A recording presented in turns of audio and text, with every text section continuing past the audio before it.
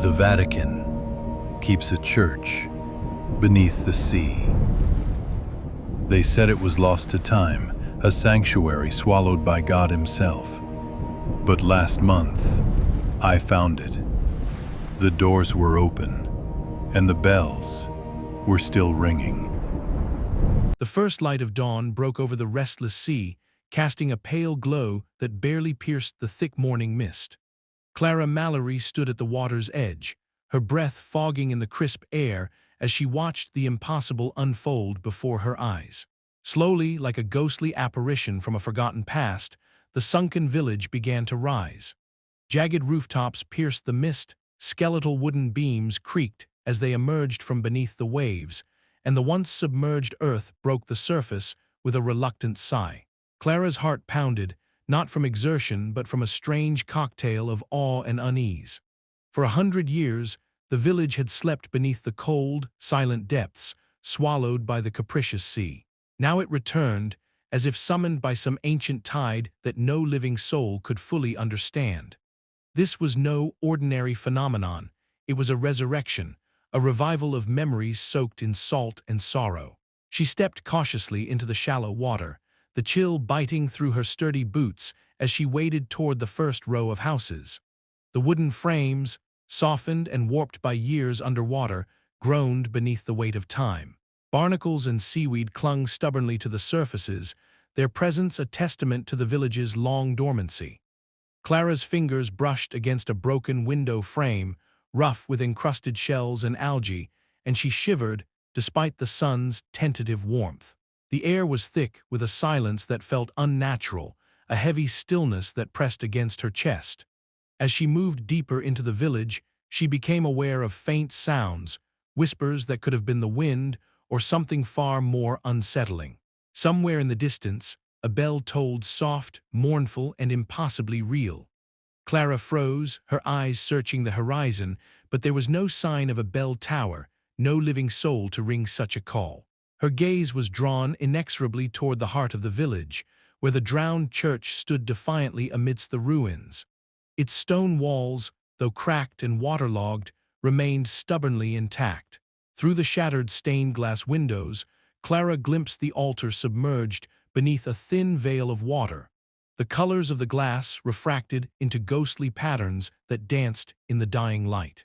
A cold wind stirred the water, sending ripples that distorted the reflections, and for a moment Clara thought she saw a shadow move beneath the surface.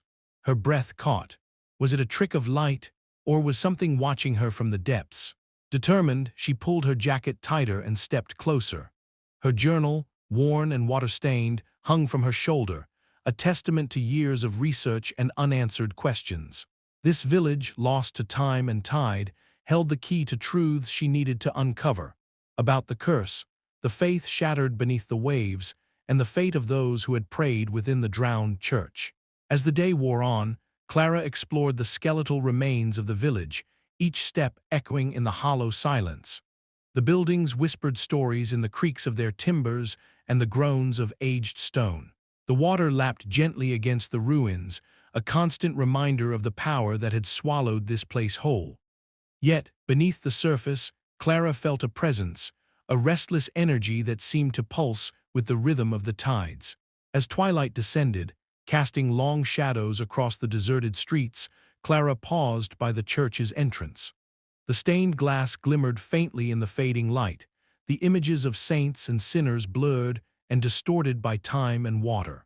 The air grew colder, and Clara's breath came in shallow gasps. Suddenly, a splash broke the silence. Clara spun around, eyes wide, searching the darkening waters. For a fleeting moment, she saw a pale, waterlogged figure reflected in the ripples, a man in tattered priest robes, his eyes glowing faintly with an otherworldly light. The apparition vanished as quickly as it appeared, leaving Clara trembling and breathless. Her heart hammered as the realization settled over her. The village was not merely a relic of the past. It was alive in a way that defied reason, haunted by those who had once called it home.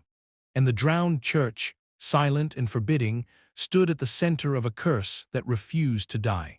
Clara pulled her jacket tighter, steeling herself against the creeping dread. This was only the beginning. The answers she sought were buried deep, beneath the water, beneath the stones, and beneath the shadows of faith and fear.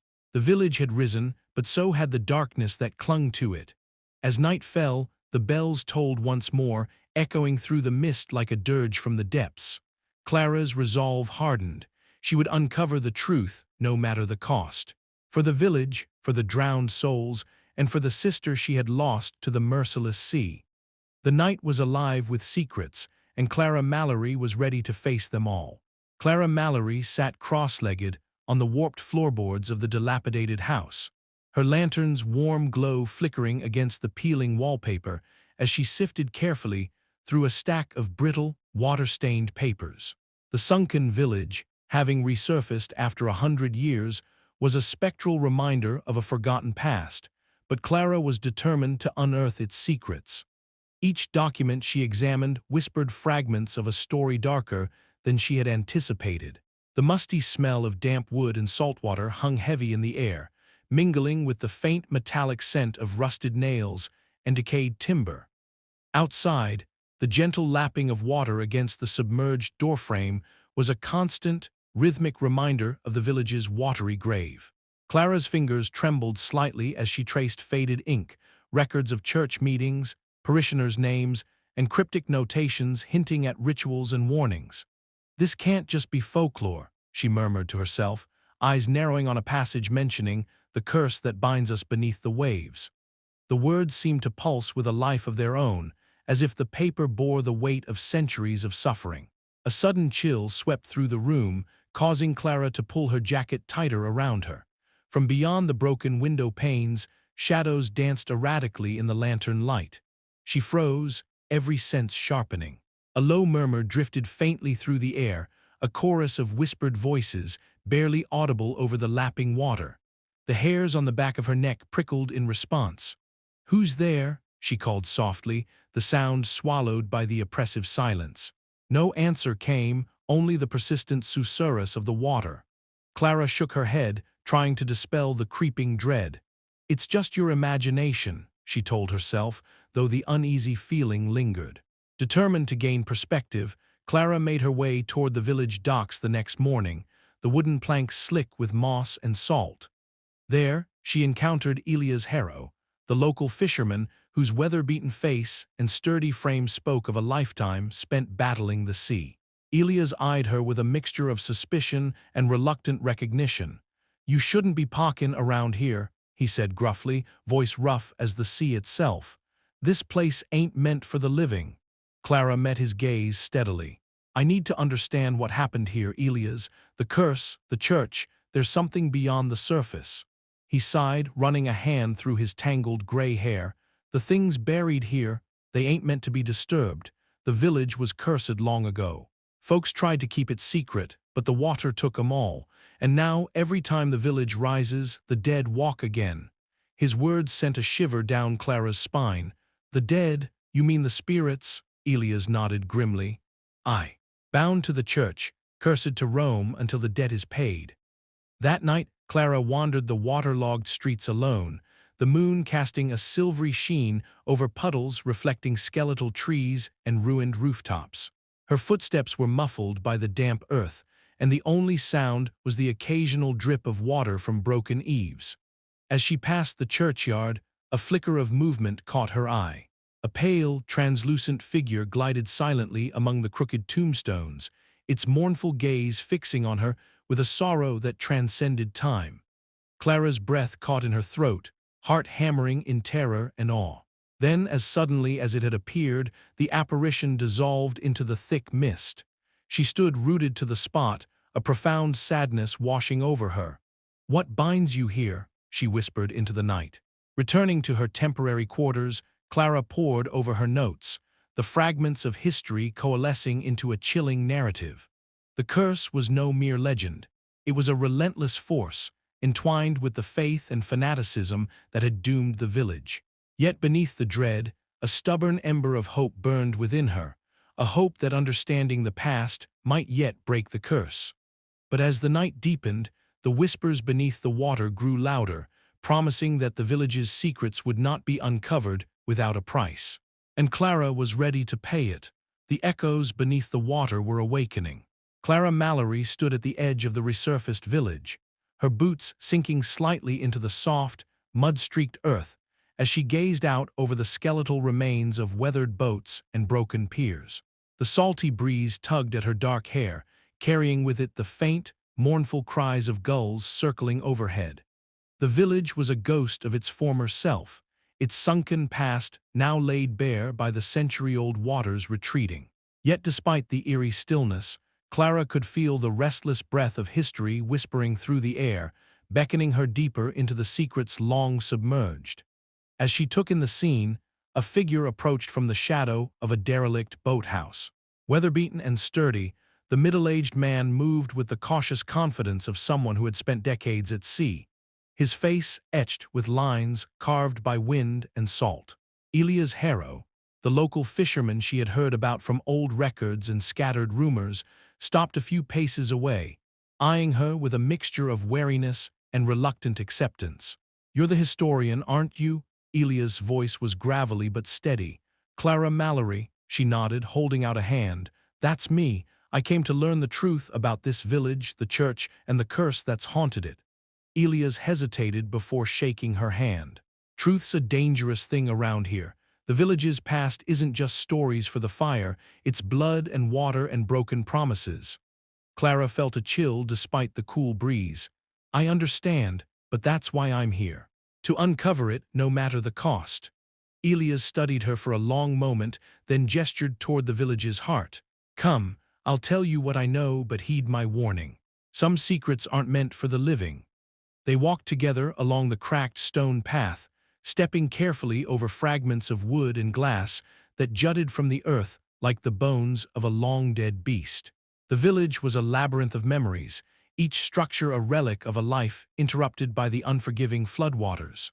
Reaching a small, dimly lit tavern, Elias pushed open the door, and the scent of damp wood and stale ale greeted them. A single candle flickered on a rough-hewn table, casting long shadows that danced across the peeling wallpaper. Clara settled opposite Elias, her notebook ready. "The village wasn't always swallowed by the sea," Elias began, his voice dropping to a whisper. "Long ago, these people were devout, faithful beyond measure, but desperation drove them to dark corners, to bargains they shouldn't have made." He paused, eyes clouded with memory. "A pact with forces beyond understanding to save their lives when the waters rose. But that pact came at a terrible price." Clara leaned forward, heart pounding. "What kind of price?" Elias' gaze flicked towards the window, where the last light of dusk bled into the sky. "A curse, one that binds their souls to the drowned church, condemning them to rise again when the village resurfaces.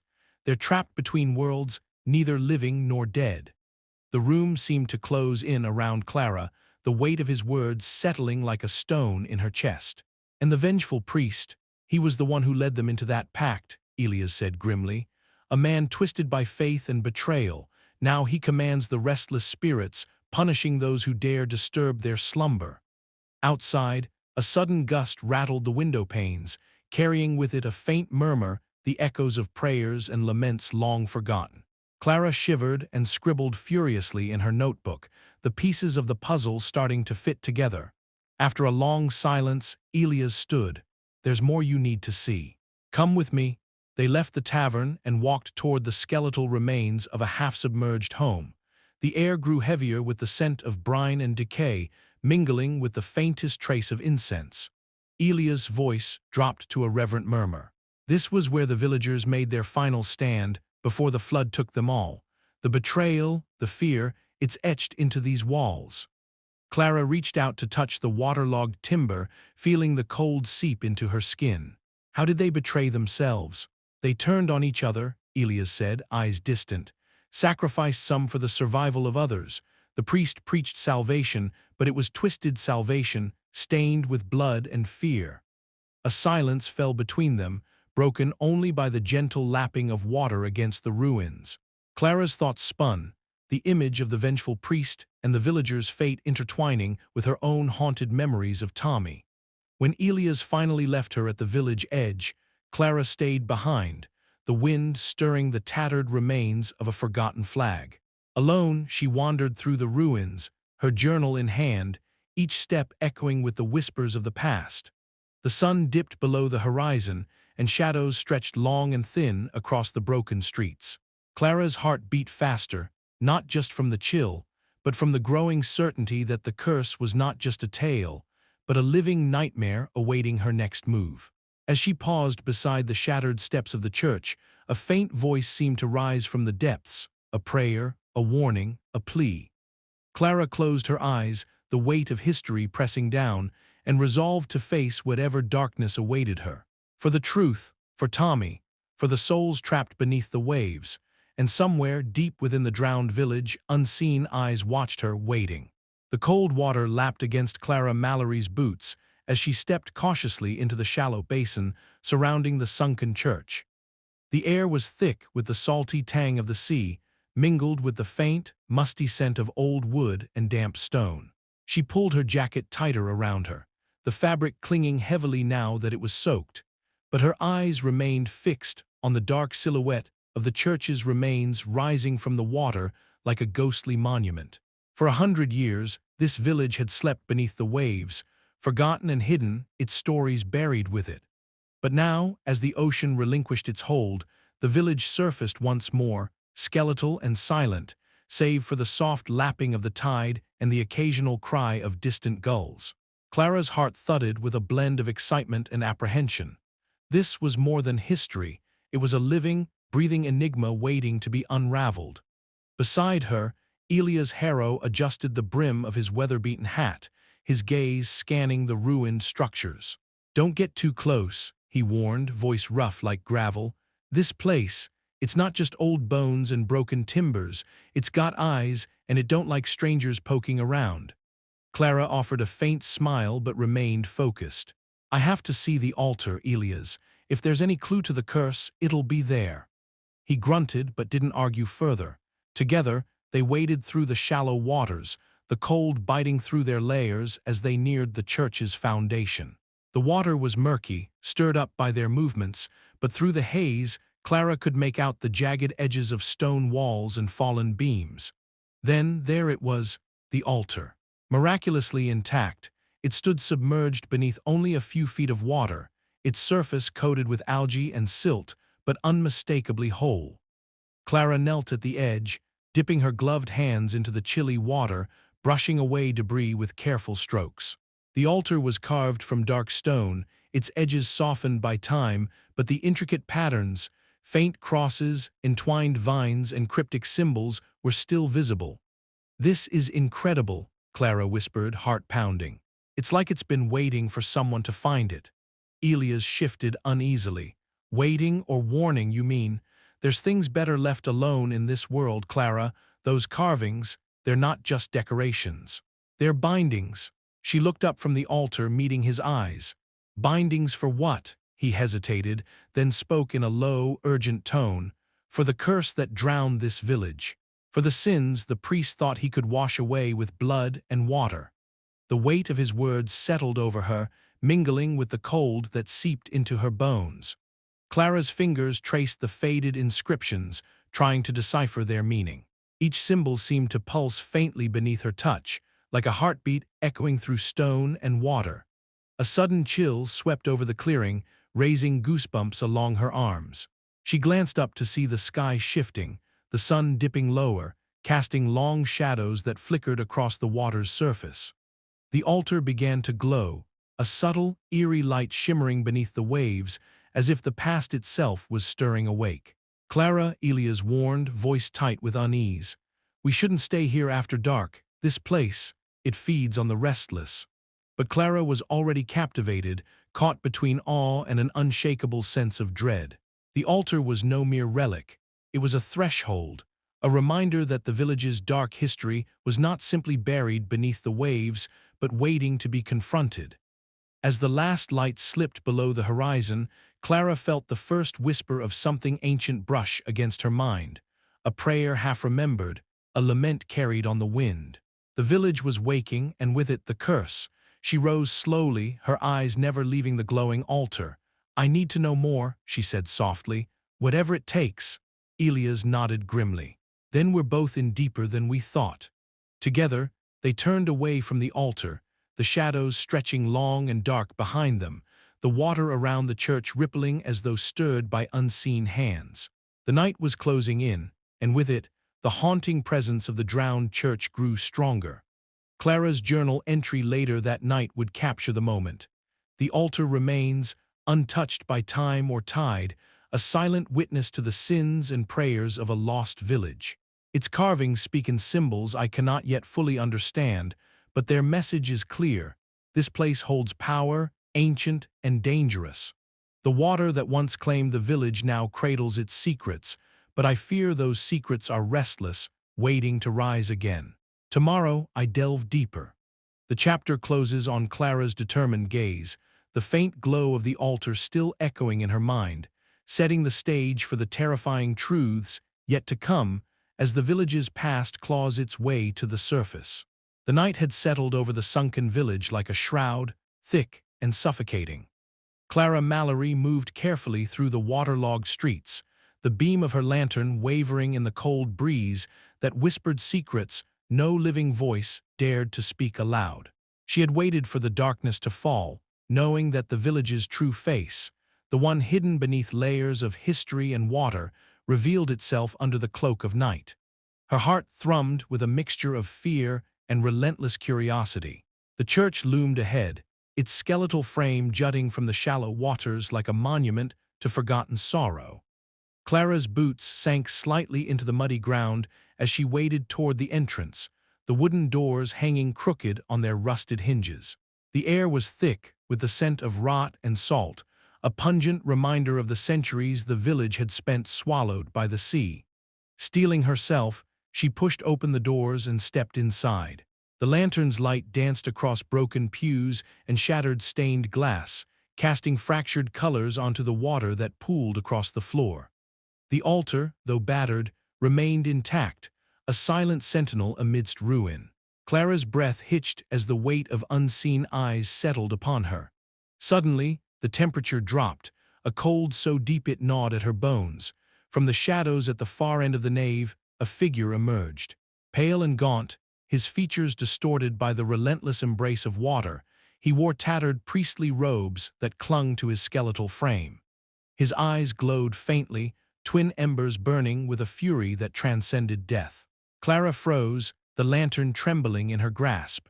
The vengeful priest's mouth moved, but his voice was like the echo of a funeral bell tolling beneath the waves, low, hollow, and filled with accusation.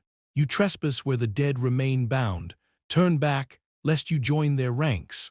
The oppressive aura of his presence pressed down on her, a suffocating embrace that threatened to drown her in despair. Yet beneath the terror, a spark of defiance kindled within Clara. She swallowed her fear, lifting her chin. "I seek to free you," she whispered, voice steady despite the pounding of her heart. "To break the curse that chains you here." The spirit's eyes flared brighter, a tempest of wrath and sorrow. "Foolish child," he intoned, "the curse is eternal, born of faith betrayed and blood spilled beneath the tide. You cannot undo what was wrought by fire and water." Clara took a cautious step forward, the water swirling around her ankles as if stirred by unseen hands. "I do not believe in curses without end. There is always hope, forgiveness, redemption." For a heartbeat, the priest's visage softened. An echo of the man he once was before fanaticism and betrayal twisted his soul. Then, with a final, spectral wail, he dissolved into the mist, leaving Clara alone in the flooded sanctuary. Her lantern flickered, casting long shadows that seemed to pulse with the heartbeat of the drowned village. The encounter had shaken her, but it had also steeled her resolve. The curse was real, and its guardian was terrifying beyond measure, but Clara knew she had to face this darkness head-on. As she retraced her steps out of the church, the water around her feet rippled gently, as if the village itself was watching, waiting, and breathing beneath the surface. The night was far from over, and the battle for the souls trapped within the drowned church had only just begun. Clara's journal would later record every detail of this night, her words trembling with the weight of what she had faced. Yet beneath the dread, there was a fragile thread of hope, a belief that even the darkest curse could be broken by courage and compassion. The vengeful priest was no longer a distant legend. He was a living nightmare, and Clara was determined to confront him, no matter the cost. The village whispered its secrets in the rising wind, the water lapping at the edges of the church like the fingers of the past reaching out to claim her. But Clara would not turn away. The curse demanded an answer, and she was ready to find it. The night air hung thick with a damp chill as Clara Mallory crossed the threshold of the drowned church once more. The moon, a pale sentinel above the roiling clouds, cast fractured shards of light through the shattered stained glass, painting the cracked stone floor with spectral colors that flickered and danced like restless spirits. Inside, the silence was profound, broken only by the gentle lapping of water seeping through unseen cracks, and the occasional creak of the old timbers struggling against the weight of years submerged. Clara's breath came in shallow puffs, her heartbeat thrumming a steady rhythm as she moved carefully, her boots sinking slightly into the muddy floor where the waters had recently receded. She carried her journal close, the pages dog-eared and ink-stained from nights spent recording every detail, every whispered legend and half-forgotten tale. The village had resurfaced, and with it, the church, its altar miraculously intact, its walls echoing with the prayerful murmurs of a forgotten time. But tonight something was different. There was a presence here, palpable and cold, pressing in on her like the dark waters that had once claimed this place. From the shadowed recesses near the altar, a figure began to take form, ethereal and faint, yet unmistakably human. Sister Agnes emerged from the gloom, her faded habit trailing like a wisp of smoke, her eyes pools of sorrow and wisdom. Clara froze, a mixture of awe and apprehension rooting her to the spot. The nun's voice, when it came, was soft yet carried an eerie resonance, as if spoken through the veil that separated life from death. "The water remembers those who dared to pray beneath its depths," she intoned, her words weaving into the stillness. "Faith, like the tide, ebbs and flows, but the curse is the undertow that drags all hope beneath." Clara's pen hovered over the page, her fingers trembling as she jotted down the cryptic message. "What must be done to still the waters?" she asked aloud, her voice a hushed plea. Sister Agnes's gaze seemed to pierce through the gloom, her expression unreadable. "Forgiveness is the key, yet sacrifice must open the door. The drowned do not rest until the sin is washed away, but beware the depths, for they hunger still."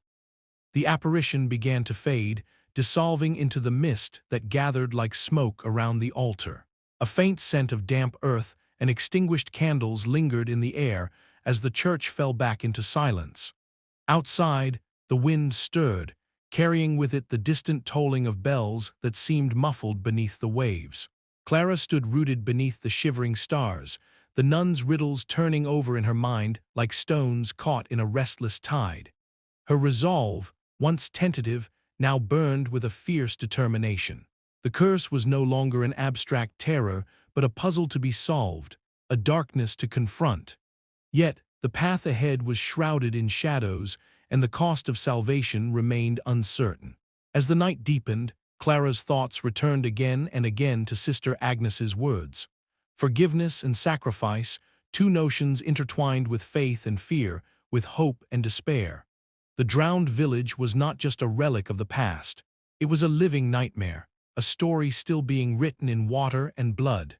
She closed her journal, the weight of the night pressing upon her shoulders like the relentless tide.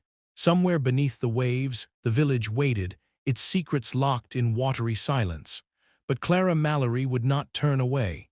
She would seek the truth, no matter the cost, guided now by the riddles whispered from the habit of a ghostly nun. The night held its breath, and the waters whispered of things yet to come. The sunken church loomed ahead, its silhouette etched against the moonlit sky like a ghostly sentinel. Clara's footsteps echoed softly on the cracked stone path as she approached, her breath visible in the chill night air. Inside, the air was thick with the scent of mildew and salt, shadows pooling in the corners where light dared not tread. Suddenly, a chill swept through the nave, and from the gloom appeared Sister Agnes. Her presence was at once calming and unsettling, as though she belonged to another plane altogether. Clara's heart beat faster, a cocktail of fear and fascination gripping her. The nun's voice broke the silence again, her riddles weaving through the darkness. Beneath the flood, the altar waits, where faith was sealed by desperate fates. To break the chain, a soul must pay, a price in tears to light the way. Clara listened intently, the meaning unfolding in her mind like a labyrinth. The curse was a chain, forged by the villagers' sins, maintained by the vengeful priest's wrath. To break it, sacrifice was necessary, but whose? As Sister Agnes's figure began to dissolve, Clara called out, "How do I find the one to pay this price?" Only silence answered, the shadows closing in once more. Outside, the wind picked up, carrying the faint tolling of bells from the church tower, now submerged once again beneath the restless waters. Clara shivered, the weight of the nun's words settling deep within her soul. She knew the path ahead was fraught with peril, but armed with this new knowledge, she felt a cautious hope stir, a fragile light flickering against the encroaching darkness. The curse was far from broken, but for the first time, Clara saw a glimmer of salvation.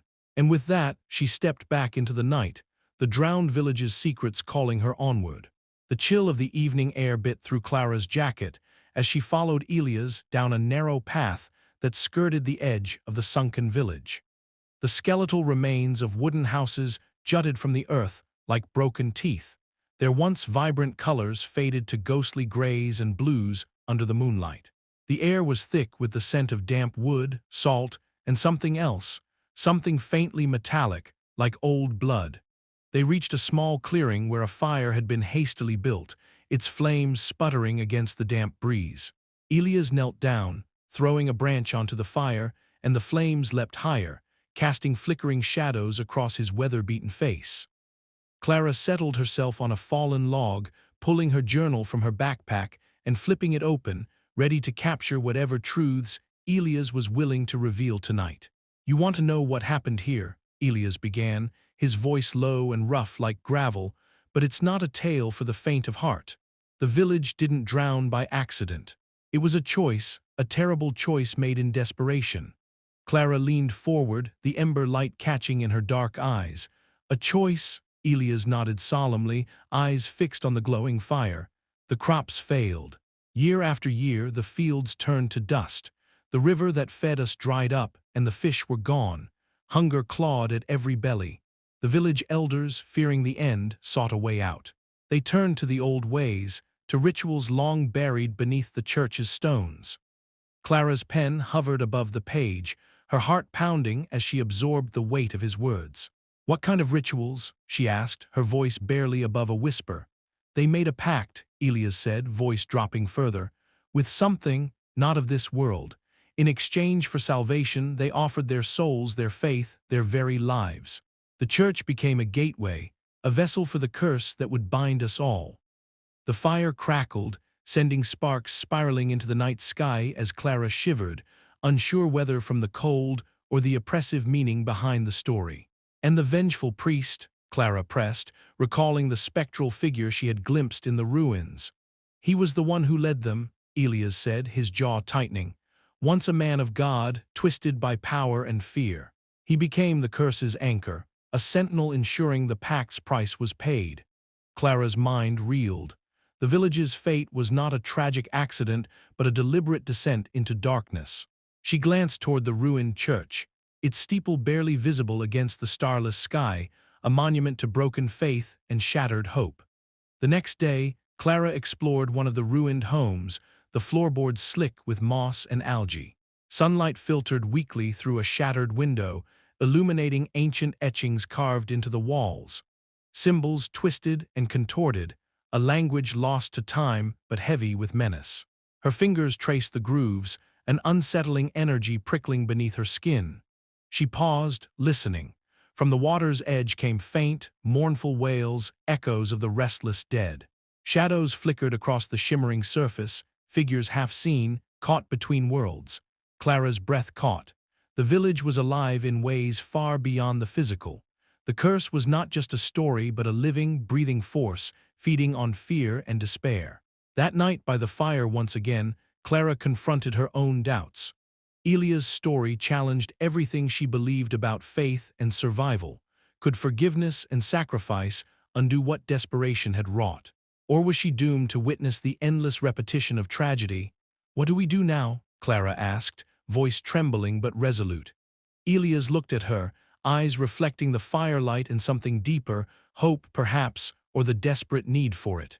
"We fight," he said simply, "because if we don't, the water will rise again and the curse will drown us all." As the flames flickered low, Clara closed her journal. The path ahead was dark and uncertain, but she would face it. Beneath the surface of the drowned village lay truths that demanded reckoning, and she was ready to uncover them, no matter the cost. The night deepened around them, the restless waters whispering secrets only the brave dared to hear. And somewhere in the shadows of the sunken church, the vengeful priest watched, waiting for the next move in a game as old as faith itself. Clara's resolve hardened. The curse was real, and the stakes were higher than ever. But within the darkness, a fragile ember of hope flickered, one she was determined to keep alive. And so, beneath the surface of fear and despair, the battle for the village's soul had truly begun. The air hung thick, with the scent of damp earth and decay as Clara Mallory stepped cautiously onto the soggy shoreline of the resurfaced village. The brittle remains of wooden docks creaked faintly beneath her boots, the water lapping softly against the skeletal structures. It was a night swallowed by shadows, a moonless sky pressing down, heavy and suffocating. Clara's breath fogged in the chill, mingling with the whisper of unseen currents that stirred beneath the surface. Her eyes strained against the darkness, catching glimpses of movement where none should be. At the water's edge, faint flickers of light danced, translucent figures rising and falling like restless ghosts trapped between worlds. Their forms shimmered, wavering in and out of focus, pale faces etched with sorrow and longing. A low, mournful wail drifted over the waves, a sound that set Clara's heart pounding with a mixture of fear and fascination. Clara took a tentative step closer, clutching her journal tightly in one hand, the other reaching instinctively for the small crucifix she wore around her neck. The apparitions seemed drawn to the light her torch cast, their hollow eyes reflecting its glow. She whispered to herself, voice barely audible, "They're here, but why now?" From the shadows behind her, the creak of old timber echoed, a subtle reminder that the village was not entirely abandoned. Clara's gaze darted toward the skeletal remains of a house, its frame warped and broken by decades beneath the waves. A flicker of movement caught her eye, a shadow slipping silently through the ruins, vanishing before she could focus. Her pulse quickened. "Not alone," she murmured. The restless spirits were no longer confined to whispered rumors or fleeting glimpses. They were manifesting, their presence tangible and pressing. Clara's thoughts raced back to the stories Elia's hero had shared, the secret pact, the betrayal, the curse born from desperation and fanaticism. Could these specters be the echoes of a terrible past clawing back into the present? As the night deepened, Clara found herself drawn to the heart of the village, the drowned church. Its spire, once proud and defiant, now stood fractured and half-submerged, a monument to faith drowned beneath the relentless tides. Approaching the churchyard, the temperature seemed to drop. A sudden stillness settled, broken only by the distant murmur of water against stone. Then, as if summoned by her presence, a figure materialized beside her, Sister Agnes. Ethereal and serene, the ghostly nun's faded habit fluttered in an unseen breeze. Her eyes held a depth of sorrow that pierced Clara's soul. "Beware," Sister Agnes whispered, voice like the rustle of dry leaves. "The waters remember. The curse awakens with the tide." Clara swallowed hard, the weight of the warning settling over her like a shroud. "How do I stop it?" she asked, voice trembling. The nun merely smiled sadly, fading as silently as she had come, leaving Clara alone with the gathering darkness and rising fear. Retreating to a sheltered corner within the church's crumbling walls, Clara lit a candle and opened her journal. Her pen moved frantically across the pages, capturing every detail, the apparitions, the whispers in the night, the chilling encounter with Sister Agnes. The candlelight flickered, casting dancing shadows that seemed to pulse with a life of their own. Outside, the oppressive silence shattered. From the depths of the waterlogged sanctuary, ghostly chants began to rise, a haunting litany that seeped into Clara's bones. Her grip on the pen tightened, fingers trembling as she wrote, "The dead are restless. The curse is no longer hidden beneath the waves." Her thoughts spiraled into a tempest of dread and determination. Each new manifestation was a warning, a herald of the darkness to come. The boundary between the living and the dead was dissolving, and Clara knew she was standing at the edge of a nightmare that threatened to consume her. But beneath the fear, a stubborn ember of hope burned. To uncover the truth was to find a way to end the curse. To remember was to resist forgetting. Clara's journey was far from over. The shadows in the water whispered secrets she was determined to unravel, no matter the cost. With a final glance toward the restless surface, Clara closed her journal and steeled herself against the night. The spirits were watching, waiting, but so was she. And in the depths of the drowned village, the struggle between faith and terror was only beginning. The wind shifted, carrying with it the faint toll of a distant bell, half-drowned, yet defiant. Clara's breath caught. The curse was awakening, and with it, a reckoning long overdue. She stepped forward into the shadows, into the water's cold embrace, ready to confront the darkness that lurked beneath. The night was alive with whispers, and Clara was listening. The story was far from finished. Clara Mallory stepped into the mayor's office with a quiet but resolute pace, the polished wooden floorboards creaking softly under her boots. The room was a shrine to the town's self-image. Gleaming brass fixtures, heavy leather chairs, and walls lined with framed photographs capturing decades of civic pride. Yet beneath the veneer of order and tradition, Clara felt the undercurrent of unease that had settled in her chest since the village had resurfaced. Mayor Whitcomb sat behind his expansive mahogany desk, his stout frame clad in a dark suit that seemed almost too formal for the late afternoon hour. His graying hair was combed meticulously, and his eyes, sharp and calculating, lifted briefly to regard Clara as she closed the door behind her. "Ah, Miss Mallory," he said smoothly, a practiced smile touching his lips. "To what do I owe the pleasure?" Clara returned the smile with a firmness that betrayed none of the turmoil roiling inside. "Mayor Whitcomb, I need to speak with you about the village, the one that's surfaced after a century underwater." The mayor leaned back in his chair, steepling his fingers. "Yes, I'm quite aware of the local excitement. A curious event, no doubt, but hardly cause for alarm." Clara's gaze sharpened. "It's more than curiosity. There's a darkness tied to that place, a curse that doomed the village long ago. I've seen things, heard things. The spirits of those who prayed in the drowned church have not found peace." A flicker of impatience crossed the mayor's face, quickly masked by his diplomatic smile. "Miss Mallory, with all due respect, these are old legends. Superstition, if you will. The town's reputation and its economy depend on us projecting stability, not feeding into ghost stories." Clara felt her frustration bubble just beneath the surface, but she kept her voice steady. "Ignoring the truth won't make the curse go away. The village is more than a tourist attraction, it's a warning. If we don't act, more lives could be at risk." Mayor Whitcomb's eyes narrowed slightly, the warmth draining from his tone. "I appreciate your passion, but my duty is to the people here and now. We can't afford panic over old tales. The sooner this resurfaces and fades, the better for all of us." The room seemed to close in on Clara, the weight of political apathy pressing down hard. She took a breath, meeting the mayor's gaze squarely. "With all due respect, Mayor, turning away from the past hasn't helped anyone. I intend to uncover the truth, whether it's convenient or not." For a moment, the mayor said nothing. Then with a dismissive wave, he stood, signaling the meeting's end. "I'm sorry you feel that way, Miss Mallory, but I must put the town's interests first. Good day." Clara nodded, swallowing the sting of defeat as she turned toward the door. The heavy oak closed behind her with a definitive thud, echoing like a verdict in the empty corridor. Outside, the city's muted bustle felt distant and unreal, as if she had left behind a world unwilling to face shadows lurking just beneath its surface. She paused for a moment, gathering herself. The mayor's denial was a barrier, but not an end.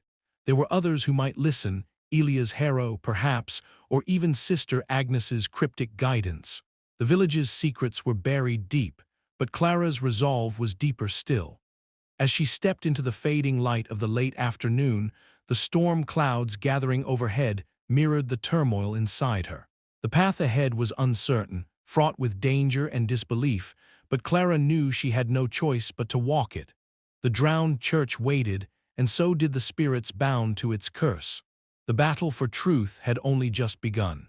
And somewhere beneath the waves, unseen currents stirred, promising that the past was far from done with the present. With a final glance at the darkening sky, Clara pulled her coat tighter and set off, ready to face whatever lay ahead. The parish hall was cloaked in shadows, the weak flame of a single candle flickering against the peeling paint and worn wooden benches. Clara Mallory sat stiffly across from Father Nolan, the air thick with an unspoken tension that neither dared to break first. Outside, the wind whispered through the skeletal remains of the sunken village, carrying faint echoes that only Clara seemed to hear. "Clara," Father Nolan began, his voice low but firm, "I respect your dedication. Your research is thorough, and your passion undeniable. But this talk of curses and vengeful spirits, it belongs more to folklore than to the teachings of the Church." Clara's eyes narrowed, the flicker of candlelight reflecting in their depths. "But what about the signs, Father? The altar found intact beneath the water, the inexplicable phenomena, the accounts from Elias. How do you explain those?" Father Nolan sighed, rubbing the bridge of his nose. "The mind can play tricks, especially when grief and fear take hold. I won't deny that strange things may happen in that village, but to claim it's a curse, that's a dangerous path. It breeds superstition and fear, not faith." Clara's hands tightened around her journal, the leather cover creaking softly. "I lost my sister, Father, drowned without explanation. This curse, it feels tied to that loss. I need to understand, to believe there's a way to end it." The priest's eyes softened momentarily, but he remained resolute. "Faith is about hope and trust in God's mercy, not in ghost stories. You must be careful not to let despair cloud your judgment." A sudden chill swept through the room, the candle flickering violently as a distant whisper seemed to drift through the cracked window panes. Clara shivered but remained steadfast. What if the curse is real? If the spirits are trapped, suffering, do we not owe them release? Father Nolan's gaze hardened. "The spirits of the departed rest in God's hands. We must trust in that, not in our fears." Their debate stretched on, a clash of conviction and doubt that mirrored the storms brewing outside. Clara's belief in the supernatural grew, fueled by the signs she had witnessed, but Father Nolan's calm skepticism grounded him in tradition and reason. As the night deepened, the priest rose, adjusting his robes. "I pray you find the peace you seek, Clara, but tread carefully. The line between faith and folly is thin." He left the hall, the door closing with a soft thud that echoed in the silence. Clara remained seated, the candle's flame a solitary beacon against the darkness. Alone, she felt the weight of her doubts pressing down, the chilling whispers of the drowned village weaving around her heart. Outside, the restless waters lapped silently against the shore, as if waiting, watching. The battle between faith and fear had only just begun, and Clara knew that to confront the curse, she would have to navigate the fragile boundaries of belief and skepticism, before the darkness claimed her too. Her journal lay open on the table, inked pages filled with frantic notes and sketches of the village's haunted past. Each word was a prayer, a plea for understanding, and above all, for hope. As dawn threatened the horizon, Clara whispered a prayer of her own, uncertain if it was for salvation or simply for strength. The curse was real, the spirits were restless, and somewhere between faith and doubt, Clara had to find her path. The church bells tolled faintly in the distance, a mournful sound that seemed to echo beneath the waves themselves, a reminder that the battle for the village's soul was far from over. But for now, the silence returned, heavy and portentous, as the sunken village waited once more beneath the surface, its secrets guarded by water, faith, and the shadows of the past. The night was far from over, and Clara's journey had only just begun. The sun dipped low behind the waterlogged rooftops of the sunken village, casting long shadows across the skeletal remains of what had once been a bustling heart of life and faith. Clara Mallory stood at the edge of the flooded square, the chill of the evening air wrapping around her like a shroud. Her breath rose in shallow clouds, mingling with the thick mist that curled lazily over the water's surface. The village was silent, except for the soft lapping of water against broken stone and the distant call of a lone bird, its cry sharp and haunting in the fading light. As Clara's gaze swept over the submerged structures, she felt that familiar, unsettling pull, a whisper of something watching, something waiting beneath the surface. Her fingers tightened around the leather-bound journal she carried, its pages filled with notes, sketches, and fragments of a history steeped in tragedy and shadow. It was here, in this place suspended between past and present, that her own past collided with the village's dark legacy. Suddenly, a flicker of movement caught her eye. There, shimmering just beyond the water's edge, was the faint outline of a small figure. Clara's heart skipped a beat. The figure danced lightly on the water's surface, laughter ringing out like the tinkling of distant bells. It was a girl, no more than 8 or 9, her hair a dark halo glowing softly in the dying light. The apparition's eyes met Clara's, wide and filled with both innocence and sorrow, before the figure began to fade, dissolving into the mist as if swallowed by the very air itself. "Tommy," Clara whispered, the name catching in her throat. The vision vanished, but the echo of that laughter lingered, mingling with the rising unease that had settled deep within her bones since the village had resurfaced. Back at her makeshift camp, Clara pored over the worn pages of her journal. Each entry was a thread, weaving together the fragments of the village's story and her own tangled memories. Tommy's face haunted the margins, smiling, carefree, forever lost beneath cold, unforgiving waters. The mysterious drowning that had claimed her sister years ago was the wound that drove Clara's relentless pursuit of truth. She had always sensed that Tommy's fate was entwined with the curse that doomed this village, but until now, the connection had been elusive, like shadows just beyond the reach of light. That night, sleep was a fragile thing. Clara's dreams were invaded by visions both beautiful and terrifying. She found herself wandering the flooded streets, the church's silhouette looming against a sky heavy with storm clouds. In the sanctuary, where water pooled over cracked tiles and broken pews, the apparition of a girl appeared again, this time nearer, a translucent figure drenched in sorrow. Tears, glimmering like droplets of liquid crystal, trailed down her cheeks as she reached out silently toward Clara. "Tommy," Clara breathed, stepping closer, her fingers trembling as if to touch a fragile wisp of smoke. But the girl faded once more, leaving Clara alone in the cold, echoing silence. Days passed, each one blurring into the next as Clara wrestled with the visions and the creeping sense of despair that clung to the village like a second skin. She sought out Elias Harrow, hoping that the grizzled fisherman might offer some clarity. Elias, with his weather-beaten face and wary eyes, listened gravely as Clara recounted her experiences. "Lost souls don't rest easy here," Elias said, his voice rough as the sea, "and neither do the living who carry their burdens." He spoke of the villagers' pact, the rituals that had bound them to the church, and the curse that had swallowed them whole.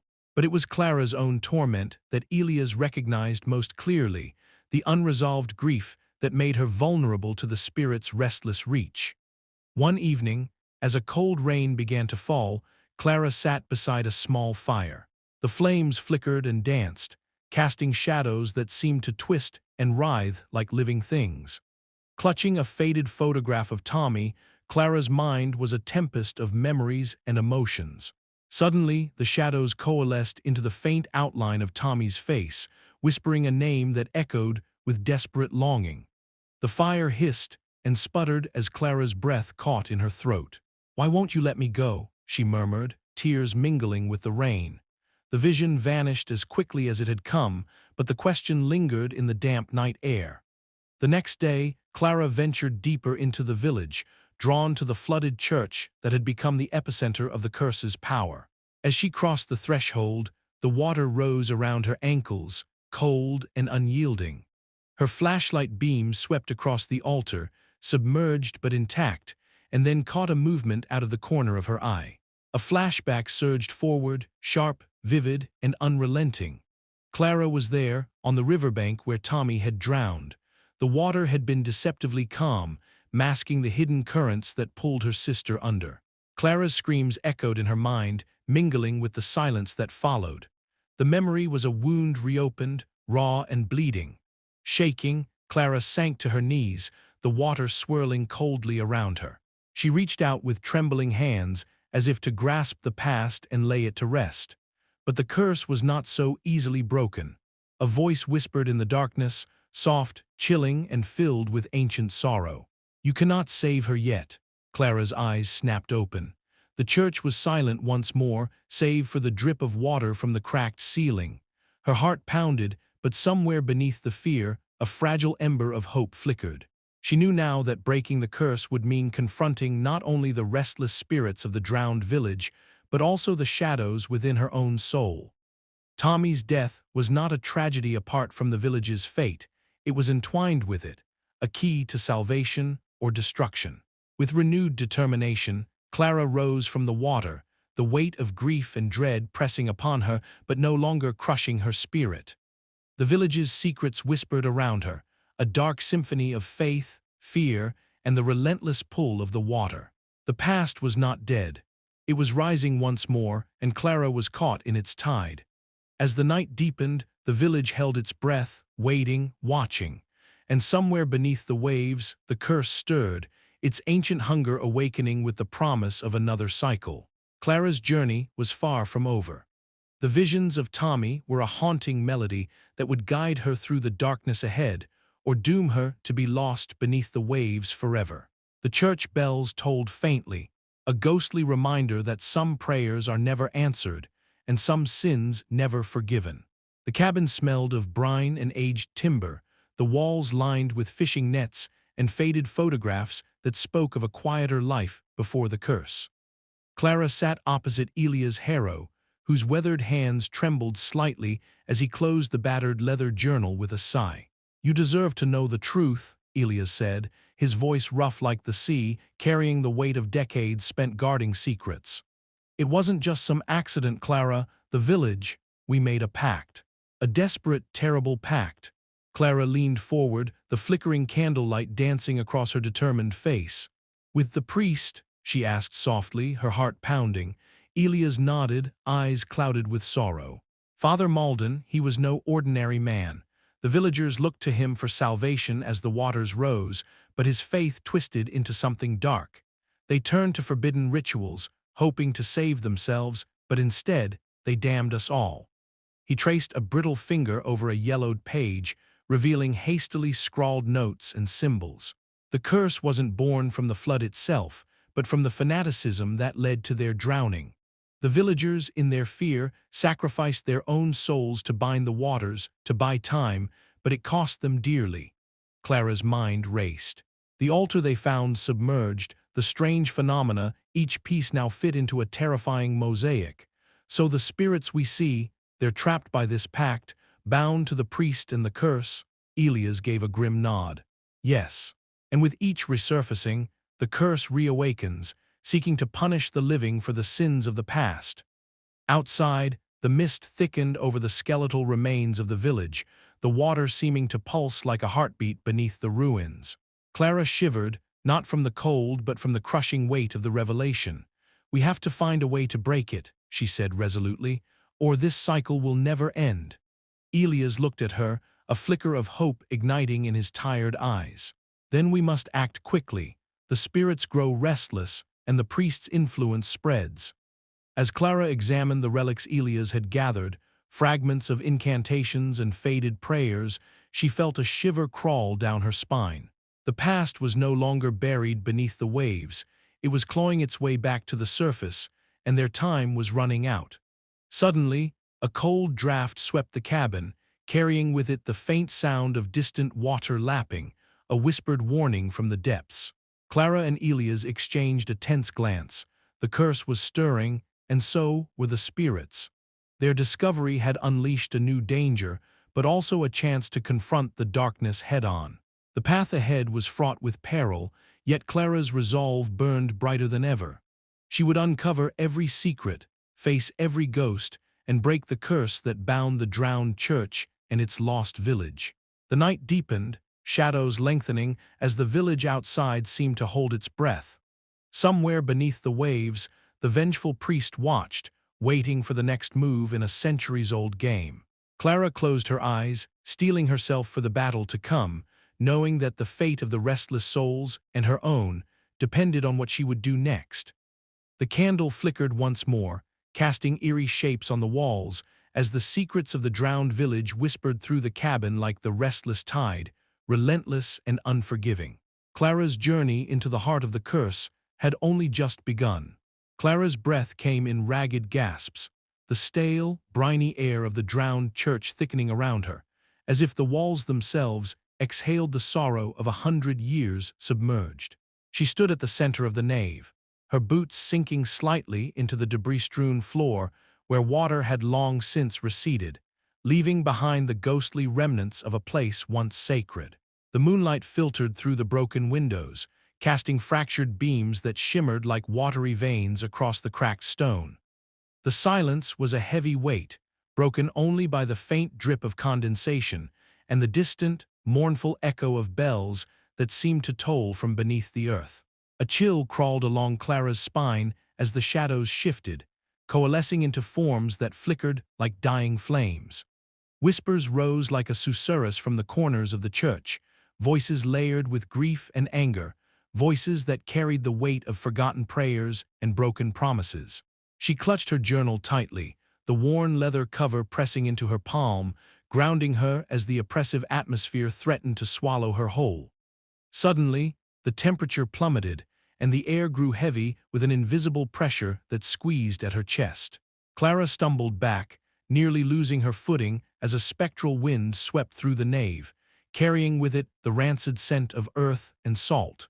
The whispers swelled into a cacophony of despair, voices overlapping in a haunting litany of regret and accusation. Her head spun as she fought to steady her breath, the line between reality and nightmare blurring beneath the weight of the curse. Then, as if summoned by her desperation, a soft glow blossomed near the altar, pale and trembling like a candle struggling against the dark. The light coalesced into a figure swathed in the faded habit of a nun, her features serene yet sorrowful, eyes deep pools of compassion and warning. Sister Agnes. Clara's heart leapt. She had seen the apparition before, fleeting glimpses in her dreams and whispers in her journal, but never so vivid, so close. The ghostly nun raised a hand, her voice a gentle murmur that cut through the turmoil like a bell tolling in the fog. Beware the flood that does not cleanse but consumes. Faith lost is not faith gone, it lingers, waiting for the willing. Her words were cryptic, but laden with meaning. Clara strained to decipher the riddles wrapped in sorrow and hope. Before she could respond, the air convulsed violently as the vengeful priest's spirit surged forth from the shadows, a swirling tempest of water and wrath. His pale, waterlogged form lunged with a fury that chilled Clara's soul. The room seemed to flood with spectral waves, crashing against the fragile barrier between the living and the dead. Panic surged, and Clara felt herself being pulled beneath an invisible tide. But Sister Agnes moved swiftly, stepping between Clara and the malevolent force. Her form radiated a soft, luminescent glow that pushed back the spectral flood, creating a shimmering shield that flickered like light on water. The nun's presence was a balm against the relentless darkness, a testament to a faith that had endured beyond death. "Hold fast, child of the living," Sister Agnes intoned, her voice steady and resolute. "The curse feeds on doubt and despair. Let your heart be the beacon." With a surge of will, Clara gripped her journal and whispered a prayer, words she hadn't spoken aloud in years, words that felt like a lifeline tossed into the storm. The vengeful priest's assault faltered, his form flickering like a candle in the wind, before retreating into the shadows with a final, anguished scream that echoed through the church's hollow bones. Silence fell once more, heavy but less oppressive. Clara sank to her knees, breath ragged but spirit rekindled. The church walls seemed to pulse with a quiet energy, as if acknowledging the fragile victory. Sister Agnes's figure smiled faintly, a flicker of warmth in her ghostly eyes. "You are not alone," she whispered before fading like mist at dawn. Clara remained kneeling long after the light vanished, the weight of the encounter settling deep within her. The curse was real, yes, but so was hope. The faith that had once bound the village, twisted by betrayal and despair, still lingered in fragments, waiting to be reclaimed. She closed her journal, determination hardening like steel beneath her skin. The darkness was vast and unforgiving, but she had seen a glimpse of salvation, a reminder that even in the deepest depths, where water and faith entwined in a deadly dance, redemption was not beyond reach. As she rose, the distant tolling of the church bells echoed once more, faint and underwater, a haunting melody that promised both ending and beginning. Clara knew the road ahead would be perilous, that the vengeful priest would not relent, and that the spirits of the drowned village still whispered their secrets in the shadows. But now, armed with Sister Agnes's warning and the fragile light of faith, Clara was ready to face the darkness. The curse could be broken, but only if she dared to believe. And deep beneath the waves, the church waited, its secrets rippling like shadows beneath the surface, beckoning her onward. Her journey was far from over. The sun had barely begun its descent when Clara Mallory first noticed the water creeping beyond its usual boundaries. The sunken village had been quiet for hours, the eerie stillness punctuated only by the distant caws of gulls and the faint lap of waves against skeletal buildings. But now the water was rising faster than she expected, its cold fingers lapping greedily at the fractured stone steps leading up to the drowned church. Clara's breath hitched as the tide began to close around her ankles, the murky water swirling with debris from the long-submerged village. She glanced around, heart pounding. The sky was a bruised shade of purple and gray, the wind picking up and carrying with it a chill that seemed to seep through her clothes and settle deep into her bones. Clara pulled her jacket tighter, the fabric damp from earlier explorations, and took a cautious step forward. The water was cold, colder than it should have been for early autumn, and it sent a shiver racing up her spine. Somewhere beneath the surface, shadows moved, shifting and swirling like smoke underwater. "Not now," she whispered, trying to steady her voice. "I'm not ready for this." Her flashlight flickered as she reached the church doors, their ancient wood swollen and cracked from centuries underwater. Clara pushed them open, the hinges groaning in protest. Inside, the air was thick with the scent of damp stone and rot, mingled with something faintly metallic, old blood, perhaps, or rusted iron.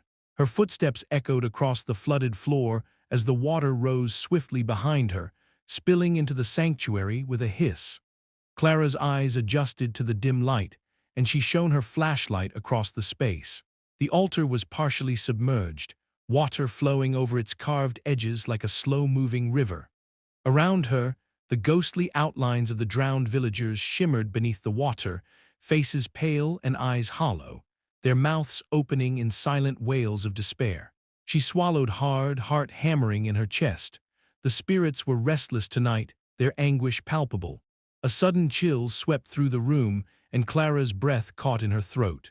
From the darkest corner of the sanctuary, a pale figure emerged, tattered priest robes clinging to his waterlogged frame, eyes glowing faintly with a cold, otherworldly light. The vengeful priest. "You should not have come back," the spirit intoned, voice echoing like a whisper beneath the waves. "This place is cursed, bound by blood and faith twisted to ruin." Clara swallowed her fear, gripping her journal tightly. "I'm here to end the curse," she said, voice trembling but determined. "To free the souls trapped here." The priest's eyes flared, and the water responded, rising rapidly, swirling around Clara's legs and waist. She fought to keep her balance, the flood threatening to pull her under. The church walls seemed to close in, the ceiling dripping with water that fell like cold tears onto her face. Desperation clawed at her throat as she backed toward the altar, the spectral villagers' faces pressing closer beneath the surface. The priest raised a hand, and the water surged higher, almost to her chin. Clara's mind raced. She had to find a way out, a way to fight back before the water drowned her and the darkness consumed everything. Suddenly, a soft glow appeared beside her. Sister Agnes materialized, ethereal and serene, her faded habit billowing as if underwater. Her voice was calm, almost soothing. "The way lies beneath the altar. Follow me if you wish to live and to break the curse." Clara nodded, swallowing her fear. She dove beneath the rising water, reaching toward the submerged altar's base where a narrow passage revealed itself. The spirits wailed in protest, but Sister Agnes' presence steadied her resolve. With a final glance at the vengeful priest's furious glare, Clara slipped through the passage, the cold darkness enveloping her as the floodwaters rose ever higher above. The battle for the village's soul had begun in earnest, and Clara knew there was no turning back. The cold seeped into Clara's bones as she stepped cautiously into the church's flooded sanctuary. Each footfall disturbed the still water, sending ripples that danced beneath the fractured light filtered through cracked, stained glass windows. The once vibrant colors were now dulled and distorted, casting ghostly hues across the submerged stone floor. The air was thick and heavy, infused with the scent of damp wood, mold, and an undercurrent of something metallic, perhaps old blood or rusted iron. The silence was oppressive, broken only by faint, echoing whispers that seemed to rise from the very depths of the church itself. Clara's heart pounded in her chest, but she forced herself forward, clutching the ancient prayer book close to her chest. Her breath came in shallow gasps, each one visible in the cold air.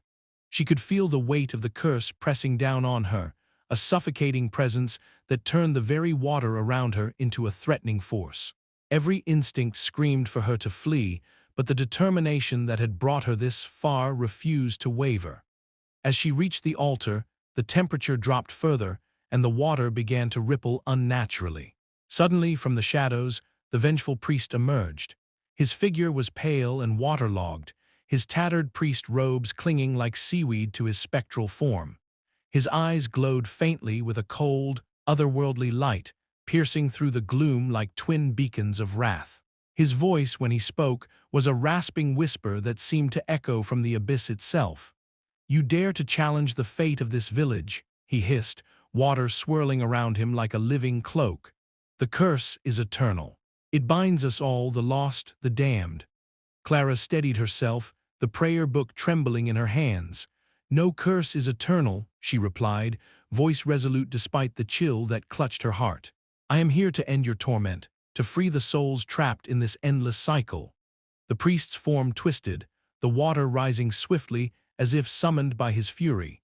The sanctuary seemed to groan and shudder beneath the weight of his rage, water swirling into towering waves that threatened to engulf Clara. She felt the cold bite deeper, the floodwaters now chest-high, pressing down on her with crushing intent. In that moment of despair, a soft glow emerged from the altar, a pale, steady light that pushed back against the darkness. Clara clutched the prayer book tighter, beginning to chant the ancient words of forgiveness and sacrifice she had painstakingly researched. Her voice wavered but grew stronger with each phrase, echoing through the watery expanse. The vengeful priest shrieked, his form flickering as the light intensified. The water's fury abated, the waves calming as the spectral figure began to dissolve into mist. Just as his presence faded, a gentle warmth brushed Clara's cheek, and she turned to see Sister Agnes standing silently beside her. The ghostly nun's faded habit shimmered ethereally, her serene face offering a quiet reassurance that steadied Clara's trembling spirit. "Faith is not lost," Sister Agnes whispered, her voice a balm against the lingering dread. "But vigilance must remain."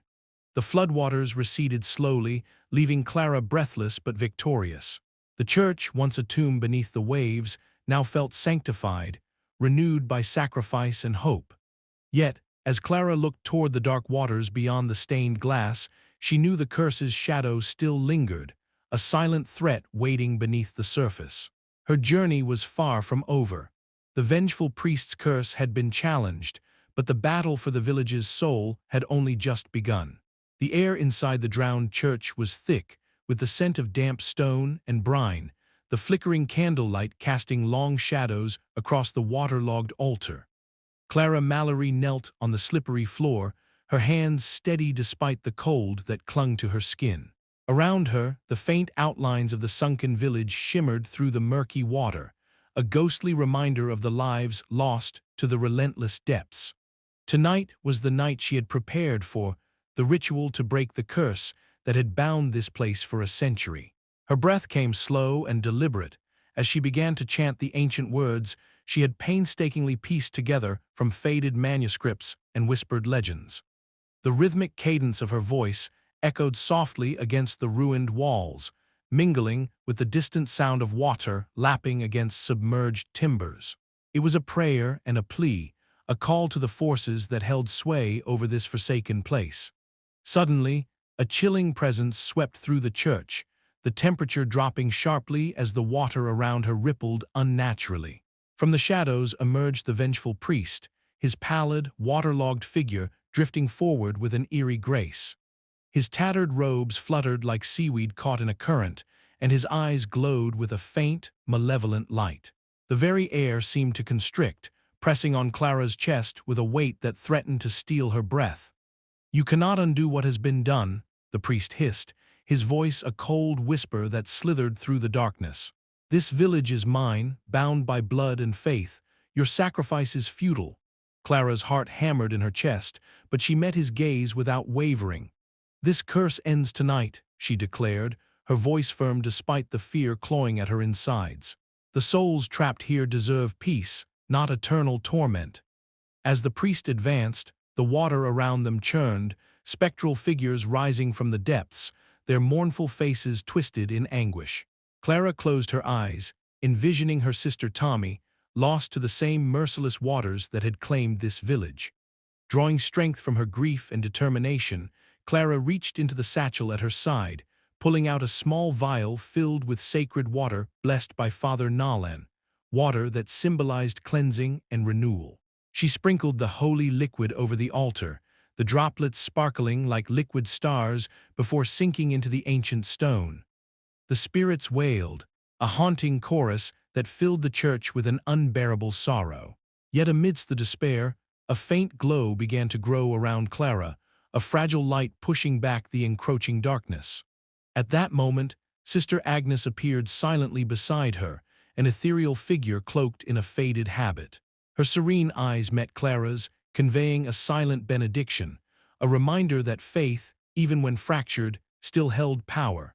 Agnes's presence imbued Clara with a newfound resolve, a whisper of hope amid the shadows.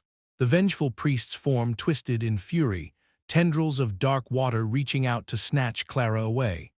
But she held firm, reciting the final words of the ritual invoking forgiveness, not just for the village, but for the priest himself. The weight of centuries of pain and fanaticism seemed to crack in the air, the curse's grip faltering. A blinding pulse of shimmering light erupted from the altar, flooding the church with radiant energy. The spirits rose one last time, their mournful chorus lifting into a celestial harmony that resonated deep within Clara's soul. Faces once twisted by anguish softened, eyes closing in peaceful reprieve as they dissolved into the light. The water stilled, the oppressive chill lifting as the village began to sink slowly back beneath the waves. Clara rose to her feet, exhausted but triumphant, her sacrifice having shattered the cycle of despair, for now. As the church's bells tolled eerily underwater, their mournful peal echoed a bittersweet farewell, signaling an end and a warning. Yet even as the village disappeared beneath the dark waters, a lingering shadow remained, a subtle reminder that beneath the waves, in the quiet depths, the curse's echo might someday awaken anew. Clara's gaze turned toward the horizon, the weight of loss and hope intertwined within her. The battle was won, but the war against the darkness was far from over. With trembling hands, she closed her journal, the final entry a testament to sacrifice, forgiveness, and the fragile light that persevered in the face of overwhelming darkness. "Rest now," she whispered to the vanished souls, her voice carrying on the wind, "but I will be ready if you ever return." The water swallowed the village once more, but Clara's story, and the curse's haunting legacy, had only just begun. The water lapped gently against the broken pews and shattered stained glass, its chill seeping through Clara's clothes and chilling her to the bone. The sunken church, half submerged and battered by centuries beneath the waves, seemed to breathe with a slow, mournful rhythm as the village began its inevitable descent once more. Clara knelt in the flooded sanctuary, her hands clasped tightly, her breath steady despite the cold that threatened to numb her fingers and lips. Around her, the faint tolling of the ancient church bells echoed through the depths, a haunting melody that was both a requiem and a warning. She closed her eyes, letting the sound wash over her, feeling the weight of the centuries of suffering and faith that permeated this place. Here, in the heart of the drowned village, she offered what might be the last prayer for the souls trapped beneath the waves, souls bound by a curse forged in desperation, betrayal, and blind fanaticism. Her voice was soft, barely more than a whisper, yet it carried the strength of all she had learned, all she had feared, and all she hoped to change. "Forgive them," she murmured, "those who lived and died here, caught between faith and despair. Let their souls find peace beyond the waters that claimed them. May the curse that binds them be broken, and may the darkness give way to light." As her words drifted into the watery silence, the air around her seemed to shift. The ghostly presence of Sister Agnes materialized at her side, her faded habit flowing as if caught in a gentle breeze that did not stir the stagnant water. The nun's serene eyes met Clara's, offering a silent affirmation that bolstered her resolve. "You carry their hope," Sister Agnes said softly, her voice like the ringing of distant chimes. "Faith may waver, but it never truly dies." Clara nodded, drawing strength from the apparition's calm. The church's shadows deepened, and from the darkness emerged the pale, waterlogged figure of the vengeful priest. His eyes glowed faintly, a malevolent light that had haunted her since her first encounter. Yet now, as he watched her with a mixture of fury and resignation, he seemed less a terror and more a tragic relic, a man consumed by his own hubris and the weight of his sins. "You think your prayers can undo what was done?" The priest's voice echoed like a hollow lament beneath the waves.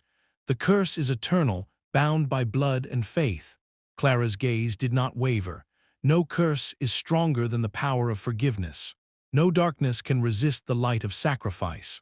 The water around them pulsed, swirling with spectral energy as the spirits of the drowned village stirred. Yet instead of rising in wrath, the apparitions began to fade, their anguished cries softening into whispers of gratitude.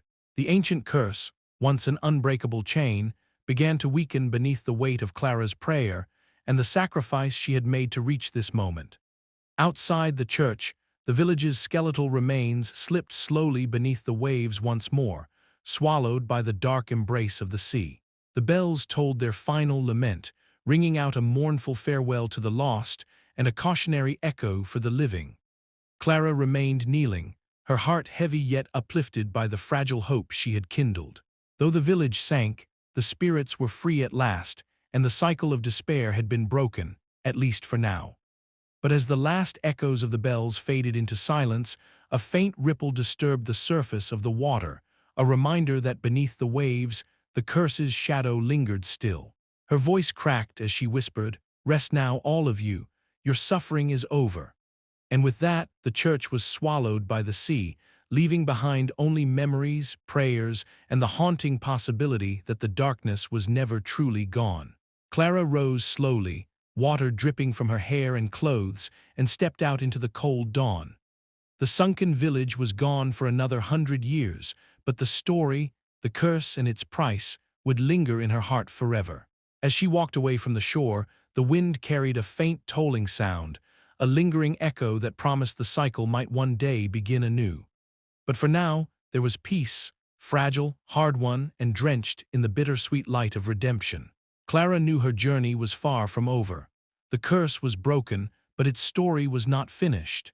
And somewhere beneath the waves, in the depths where water and faith intertwined, the last prayer still echoed, waiting to be heard again. The early morning air was crisp and salty as Clara Mallory stood alone on the rocky shoreline, staring out over the restless sea. The sun was just beginning to rise, casting a pale golden light that shimmered on the waves. Beneath the surface, faint bells tolled, their eerie underwater chimes weaving through the rhythmic crash of the tide. It was a haunting symphony, one that seemed to carry the voices of the drowned village whispering from the depths. Clara wrapped her coat tighter around herself, the chill of the breeze mingling with the chill in her bones. The village had sunk once more beneath the waves, swallowed by the relentless embrace of the water, but the memories remained vivid in her mind. The faces of the spirits she had encountered, the vengeful priest, Sister Agnes, the restless villagers, still haunted her dreams and waking thoughts alike. Back in her modest study, the familiar scent of old paper and ink surrounded her as she settled at her desk. The worn leather journal lay open before her, its pages dense with frantic notes, sketches of the sunken church, and cryptic symbols. Her handwriting wavered in places, betraying the turmoil within. As she traced a delicate drawing of the altar submerged beneath the floodwaters, soft whispers seemed to drift through the silent room. Clara paused, heart pounding, but the shadows only flickered in the candlelight, the voices elusive and intangible. She closed the journal slowly, trying to steady her breath. The curse had been broken, or so she hoped. The spirits had found peace, their anguished cries finally stilled. Yet something unsettled her, a sense that the darkness beneath the waves had not fully relinquished its hold. The cycle had been interrupted, but not ended. That night, as Clara prepared for bed, a sudden chill swept through the room. The candle flame flickered violently before settling into a steady glow. In the half-light, a shadow coalesced near the window, ethereal and faint. Sister Agnes appeared, her faded habit barely moving in the still air, her serene yet cryptic gaze fixed on Clara. "Peace is a fragile thing," the ghostly nun whispered, voice like the rustle of dry leaves. "The waters may hide the past, but the past waits patient, watching." Clara felt a shiver ripple down her spine, but nodded silently. "What should I do?" she asked, voice barely audible. "Remain vigilant," Sister Agnes replied, her form beginning to fade. "Faith and sacrifice have stilled the storm, but the tides will turn again." With that, the apparition vanished, leaving Clara alone with the weight of her resolve and the darkness pressing at the edges of her mind. Sleep came fitfully, and her dreams were vivid and haunting. She found herself standing at the water's edge, the moonlight casting silver paths across the waves. There, wading in the shallows, was Tommy, her sister, her pale face illuminated by the spectral glow of the sea. Tommy's eyes were filled with sorrow and a silent plea that tore at Clara's heart. "Why did you leave me?" the vision seemed to ask, though no words escaped her lips. Clara reached out, but the water slipped through her fingers, cold and unyielding. The waves lapped gently around Tommy's feet, a reminder of the curse's relentless pull and the loss that fueled Clara's obsession. She woke with tears streaming down her face, the ache of unresolved grief settling deep within her. Days passed in a blur of quiet reflection. Clara revisited the journals, the artifacts she had gathered, and the memories etched into her soul. She understood now more than ever the cyclical nature of the curse. That history was doomed to repeat itself unless the delicate balance of faith, sacrifice, and remembrance was maintained. Elia's warnings echoed in her mind, the conflicted loyalty of the villagers reflected in the fragile peace she had witnessed. The village's legacy was one of fear and faith intertwined, of darkness and light locked in an eternal struggle beneath the waves. Despite the creeping dread, Clara felt a melancholic hope rise within her. She had faced the unknown and survived, breaking the immediate cycle of despair. Yet she knew the curse's shadow lingered, waiting patiently in the depths for its chance to rise again. As she prepared to leave the shore, a final glance toward the horizon revealed a faint shimmer beneath the water, a ripple of movement that was not the tide.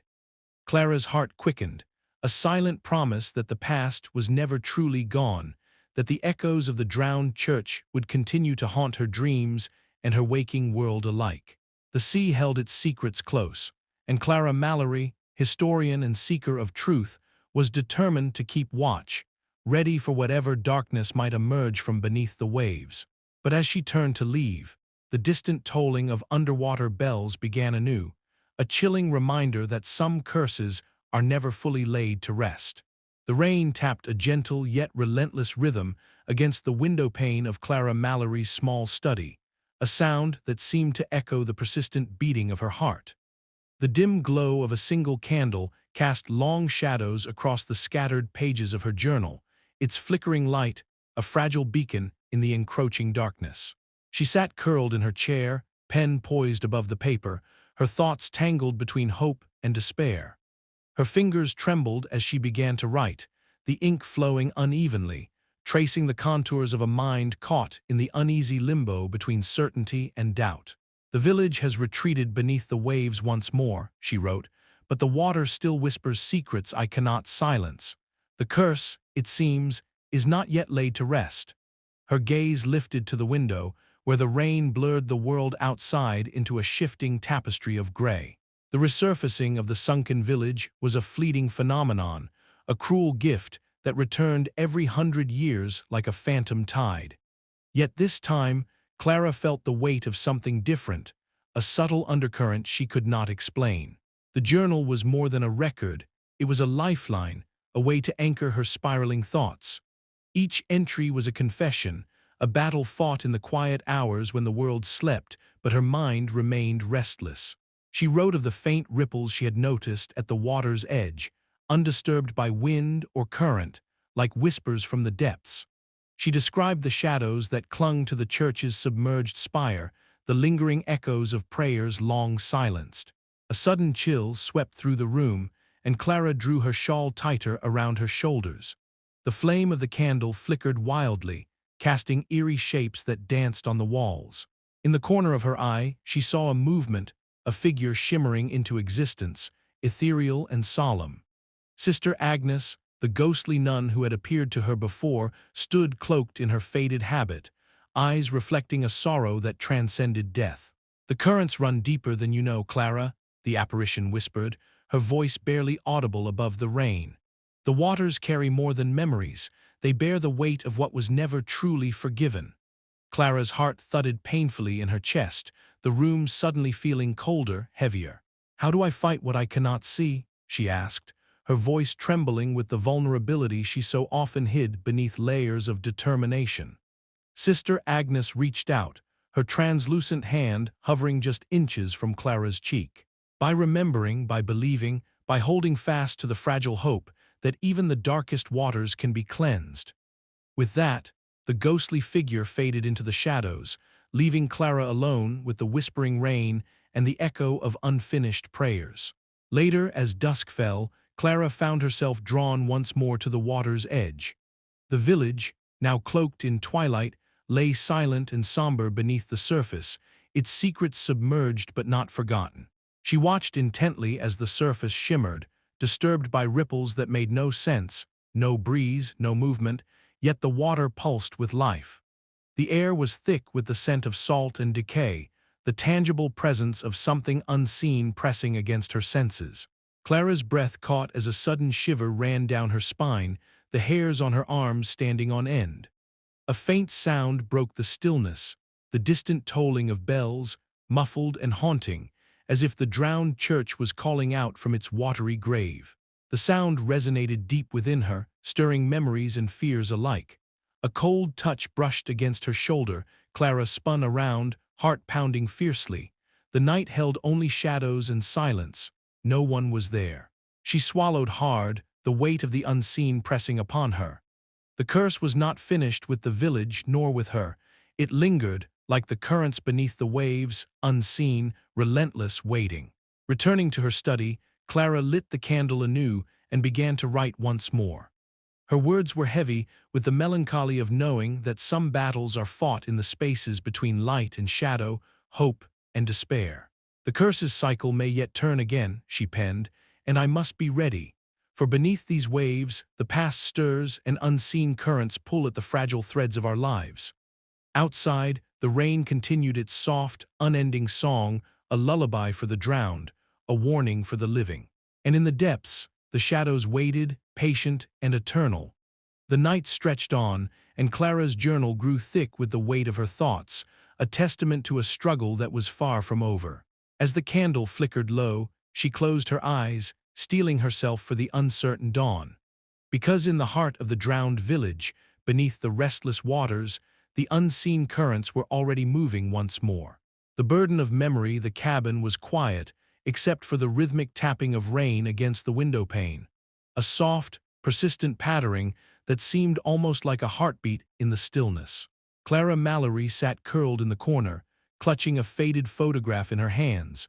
A picture of her sister Tommy, smiling brightly with eyes full of life and mischief.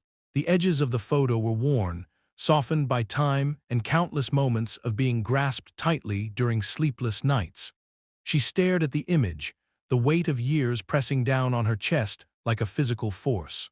It was as if the past were not behind her, but wrapped around her like a shroud. Every memory a thread weaving grief and guilt together into a tapestry she could neither unravel nor fully embrace. Tommy's death had always been a mystery that whispered through Clara's thoughts, a shadow lurking beneath her every step. The drowning, the inexplicable, cruel event, had shattered her family and sent Clara down the path that led her here, to the resurfaced village and its drowned church. Every stone, every ripple of water seemed to echo the unanswered questions that gnawed at her heart. The photograph slipped from Clara's fingers and fluttered to the floor, landing face up. She closed her eyes, letting the silence fill the room. The scent of damp wood and faint traces of salt from the nearby sea mingled in the air, anchoring her to the present even as her mind drifted. Suddenly, a faint whisper brushed past her ears, as if carried on the breath of the wind. Clara's eyes snapped open. The room seemed to darken, the corners folding inward. A soft glow appeared near the doorway, coalescing into the unmistakable form of a young girl, Tommy. She stood there, ethereal and translucent, her light brown hair catching the dim glow like strands of spun gold. "Clara," the vision said, voice barely more than a sigh, "you don't have to carry this alone." Tears welled in Clara's eyes as she reached out, but her hand passed through the apparition like smoke. "Tommy," she whispered, voice trembling, "why did you have to go? Why did I have to lose you?" The girl's smile was sad but gentle, imbued with a love that transcended time. "It was never your fault. The water took me, but it cannot take the love we shared. Remember that, always." The vision faded slowly, leaving Clara alone once more, but somehow lighter, as if a small piece of the burden had been lifted. She sank to her knees, the damp floor cold beneath her, and let the tears fall freely. Days passed in a blur of reflection and quiet resolve. Clara found herself drawn to the shoreline at dusk, where the sun painted the sky in hues of amber and violet. The water lapped gently against the rocks, whispering secrets she was only beginning to understand. "I won't let this happen again," she murmured to the wind, her voice steady despite the tremor in her heart. "Not to you, not to anyone else." The village around her was still, the skeletal remains of houses and the church rising solemnly from the earth. Every step she took was a step closer to reckoning with the curse, with the spirits, and most of all with herself. One evening, back within the ancient church's sanctuary, Clara gathered a small bundle of Tommy's belongings, a worn bracelet, a scrap of fabric, a faded drawing. She placed them carefully on the altar and lit a solitary candle. The flickering flame cast dancing shadows on the walls, the air thick with the mingled scents of wax and salt. As the items burned slowly, Clara closed her eyes and whispered a prayer, not to any god or saint, but to the memory of her sister and the souls trapped in this sunken place. "I forgive you," she said, voice firm but tender, "and I ask for forgiveness for myself, for the village, for all who have suffered. Let this be the beginning of peace." The flame flickered wildly, then steadied, bathing the sanctuary in a warm, golden light.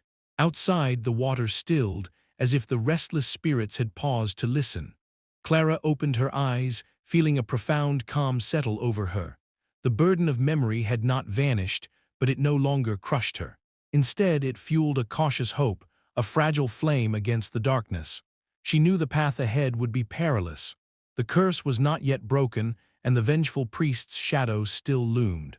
But with the memory of Tommy embraced rather than feared, Clara felt ready to face whatever horrors awaited beneath the waves. And as the night deepened, The village whispered its ancient secrets, waiting for the dawn. The air was thick, with the scent of salt and damp wood as Clara and Elias settled onto the old dock that jutted into the placid water. The sun was beginning its slow descent, streaking the sky with fiery amber and soft lavender, painting the surface of the water in shimmering golds and purples. The village lay quiet before them, its skeletal remains whispering secrets lost beneath the waves for a century. Clara pulled her jacket tighter around her shoulders, her dark hair tousled by the gentle evening breeze.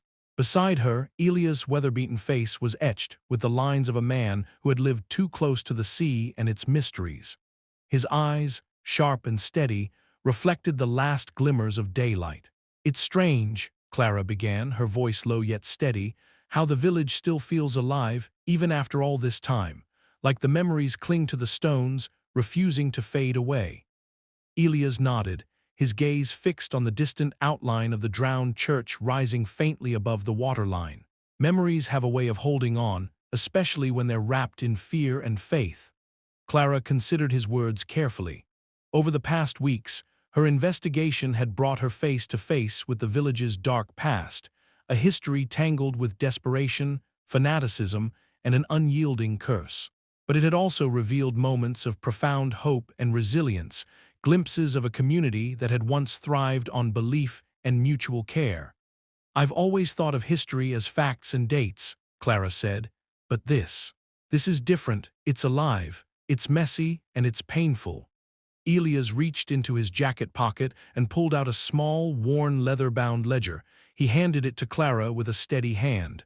"This belonged to my grandfather.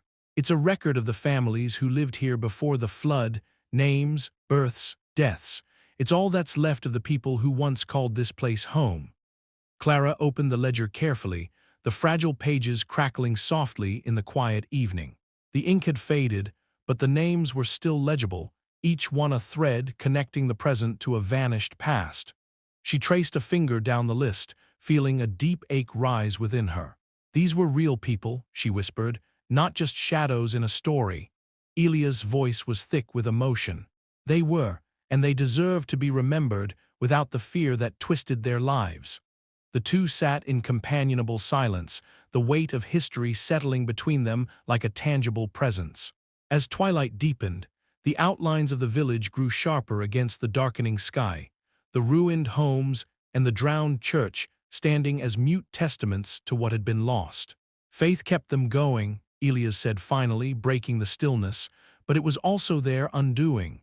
Clara looked up, meeting his gaze, "And fear kept the curse alive. We can't forget either if we want to understand what happened here." A sudden gust of wind stirred the water, carrying with it a faint, mournful sound, like a distant hymn or a whispered prayer. For a moment, the boundary between past and present blurred, and Clara felt a shiver run down her spine. "Do you think the curse can be broken?" she asked quietly. Elias shrugged, his eyes reflecting the flickering light of the first stars. "Maybe, but only if we face the truth, all of it, the good and the bad." Later that evening, inside Elias' small cabin, the walls lined with fishing nets and weathered tools, Clara pored over the ledger by the flickering light of a lantern. The room smelled of seaweed and wood smoke, a comforting contrast to the chill that clung to the ruins outside. Elias watched as she traced the names and dates, her brow furrowed in concentration. "These names," Clara said, "they're more than just records, they're stories waiting to be told." "Stories I'm afraid some want to keep buried," Elias replied, his voice low and guarded. Clara looked up, meeting his wary expression. "The truth has a way of surfacing, no matter how deep you try to hide it." Their conversation deepened, moving from the ledger to the legends Elias had grown up hearing, the whispered warnings of the vengeful priest, the secret pacts made in desperation, and the spirits bound to the drowned church. Each tale held fragments of fear and faith intertwined, a tapestry as complex as the village itself. As the night wore on, Clara felt a growing clarity, a fragile bridge forming between her scholarly skepticism and the haunting realities Elias described. It was a reconciliation not just of facts, but of emotions and beliefs long suppressed. The following day, They stood together on the edge of the village ruins. Storm clouds gathered overhead, casting a gray pall over the skeletal remains of wooden houses and crumbling stone walls. The wind whipped around them, carrying the distant cries of gulls and the restless murmurs of the sea. "This place," Elias said, "it's a reminder of what faith can build and what fear can destroy." Clara nodded, feeling the chill of the wind seep into her bones. "We owe it to those who lived and died here to remember honestly, not just the darkness, but the light too." There was a long pause as the weight of their words settled. Then, with a steady breath, Clara reached into her bag and pulled out her journal. She opened to a fresh page and began to write, her pen moving steadily to capture the truths they had uncovered. Elias watched silently, the corners of his mouth lifting in a rare, faint smile. The room around them seemed to hold its breath, the boundary between past and present growing thinner. As twilight deepened into night, Clara's journal filled with words of remembrance and resolve. The village's legacy was no longer just a curse or a ghost story. It was a testament to the enduring power of memory, faith, and the courage to face the unknown. But beneath the surface, the waters remained restless, whispering of cycles yet unbroken and shadows still lurking beneath the waves. And Clara knew this was far from the end. The early morning light seeped through the broken stained glass windows of the sunken church, scattering shards of fractured color across the damp, warped floorboards. Clara Mallory sat cross-legged in the nave, her journal balanced on her knees, fingers trembling slightly as she turned the page. The air was thick with the scent of salt and old wood, mingled with a faint hint of incense, as if the church itself breathed the memories of prayers long whispered and drowned. For weeks, Clara had been caught in a relentless tide of dread and disbelief, the weight of the village's curse pressing down on her spirit with the force of the rising waters. But now something was shifting. A subtle warmth bloomed within her chest, gentle yet insistent, as if the very currents that had once threatened to consume her were now carrying a fragile but steadfast hope. Her breath slowed, and she closed her eyes, letting the quiet seep into her bones. The silence was broken only by the distant drip of water and the faint, almost imperceptible tolling of a bell, a sound that seemed both impossibly real and eerily distant. It was then that she felt a presence near her, a soft shimmer at the edge of her vision. Opening her eyes, Clara saw Sister Agnes standing beside her, the ghostly nun's form cloaked in a faded habit that seemed to ripple like water itself. The pale face was serene, eyes deep pools of calm that held secrets and sorrow in equal measure. "Forgiveness," Agnes whispered, her voice a melodic echo that stirred the stillness. "It is the key, Clara, not just for them, but for you. Faith is not the absence of doubt, but the courage to walk through it." Clara met the nun's gaze, the cryptic words weaving through her mind like threads of light in the murky depths. She wanted to ask more, to understand how to grasp that elusive courage, but the words hung in the air, a gentle invitation rather than an explanation. Sister Agnes smiled faintly and began to fade, leaving Clara alone once more, but not empty. The warmth lingered, a fragile ember glowing in the shadowed sanctuary. Later, outside the church, the sun had risen higher, casting a pale glow over the resurfaced village. Clara found Elias Harrow standing on the water's edge, his weather-beaten face etched with lines of worry and resolve. Near him stood Father Nolan, the local priest whose skepticism had often clashed with Clara's growing belief in the supernatural. The two men's voices rose and fell in a measured debate, a clash of pragmatism and faith that mirrored the turmoil within Clara's own heart. "Faith without evidence," Nolan argued, "can lead to folly. We must not be swayed by ghost stories and superstition." Elias countered with a quiet conviction, "Sometimes the truth is in what we cannot see. The village's legacy isn't just in records or reason, it's in the stories passed down, the warnings etched into the water's memory." Clara listened, absorbing their words with a new perspective. The tension between belief and doubt was not a battle to be won, but a delicate balance to be held. She realized now that her journey was not about rejecting one for the other, but about finding strength in their union.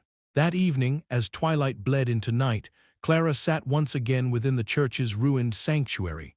The water had risen slightly, lapping gently against the cracked stone walls. She closed her eyes, seeking solace in the quiet.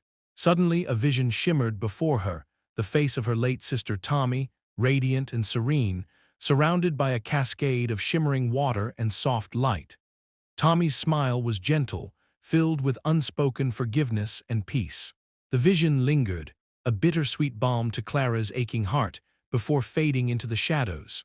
The church bell tolled faintly once more, a solemn reminder that the cycle was far from over, but that within Clara, a new resolve had taken root.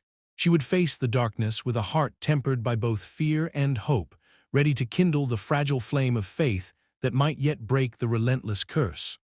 As the last echoes of the bell faded, Clara opened her eyes, the weight of uncertainty still present, but now tempered by a quiet strength. The waters outside stirred restlessly, but within her, the storm had calmed for now. And somewhere beneath the waves, the village waited. The dawn of a new understanding had arrived, fragile as a drop of water balanced on a leaf, yet powerful enough to begin turning the tide.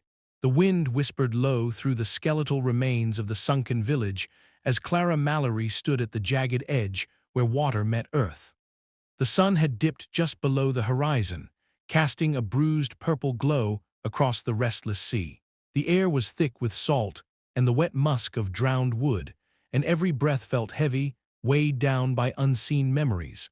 She wrapped her coat tighter around her slender frame, eyes fixed on the half-submerged ruins that shimmered just beneath the surface.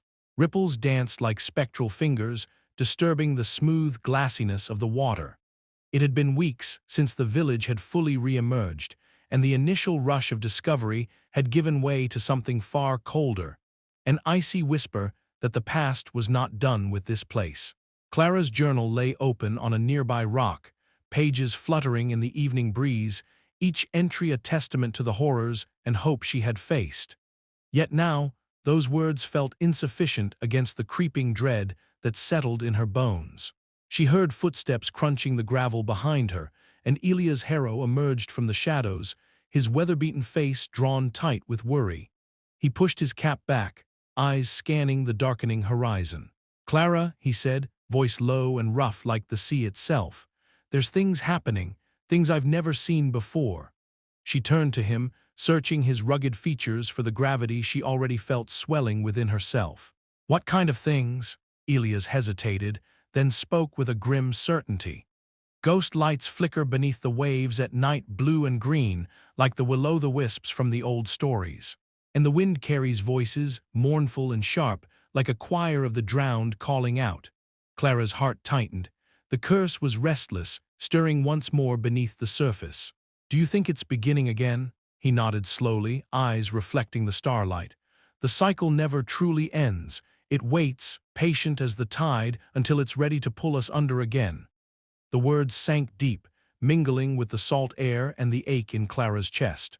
She thought of Tommy, her sister lost to water's cold embrace, and the terrible price of forgotten sins. Later that night, back in the sanctuary of her tent, Clara settled beside the flickering lantern, her fingers tracing the faded ink of her journal. Shadows stretched long across the canvas walls, when suddenly a chill slipped through the fabric like a phantom breath. She looked up to see Sister Agnes standing silently in the dim light, the ghostly nun's ethereal form cloaked in a faded habit that seemed to ripple as if underwater. Her eyes held a soft but urgent glow.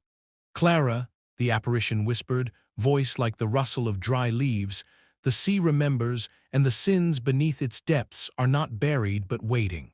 You must heed the warning, lest the darkness rise anew."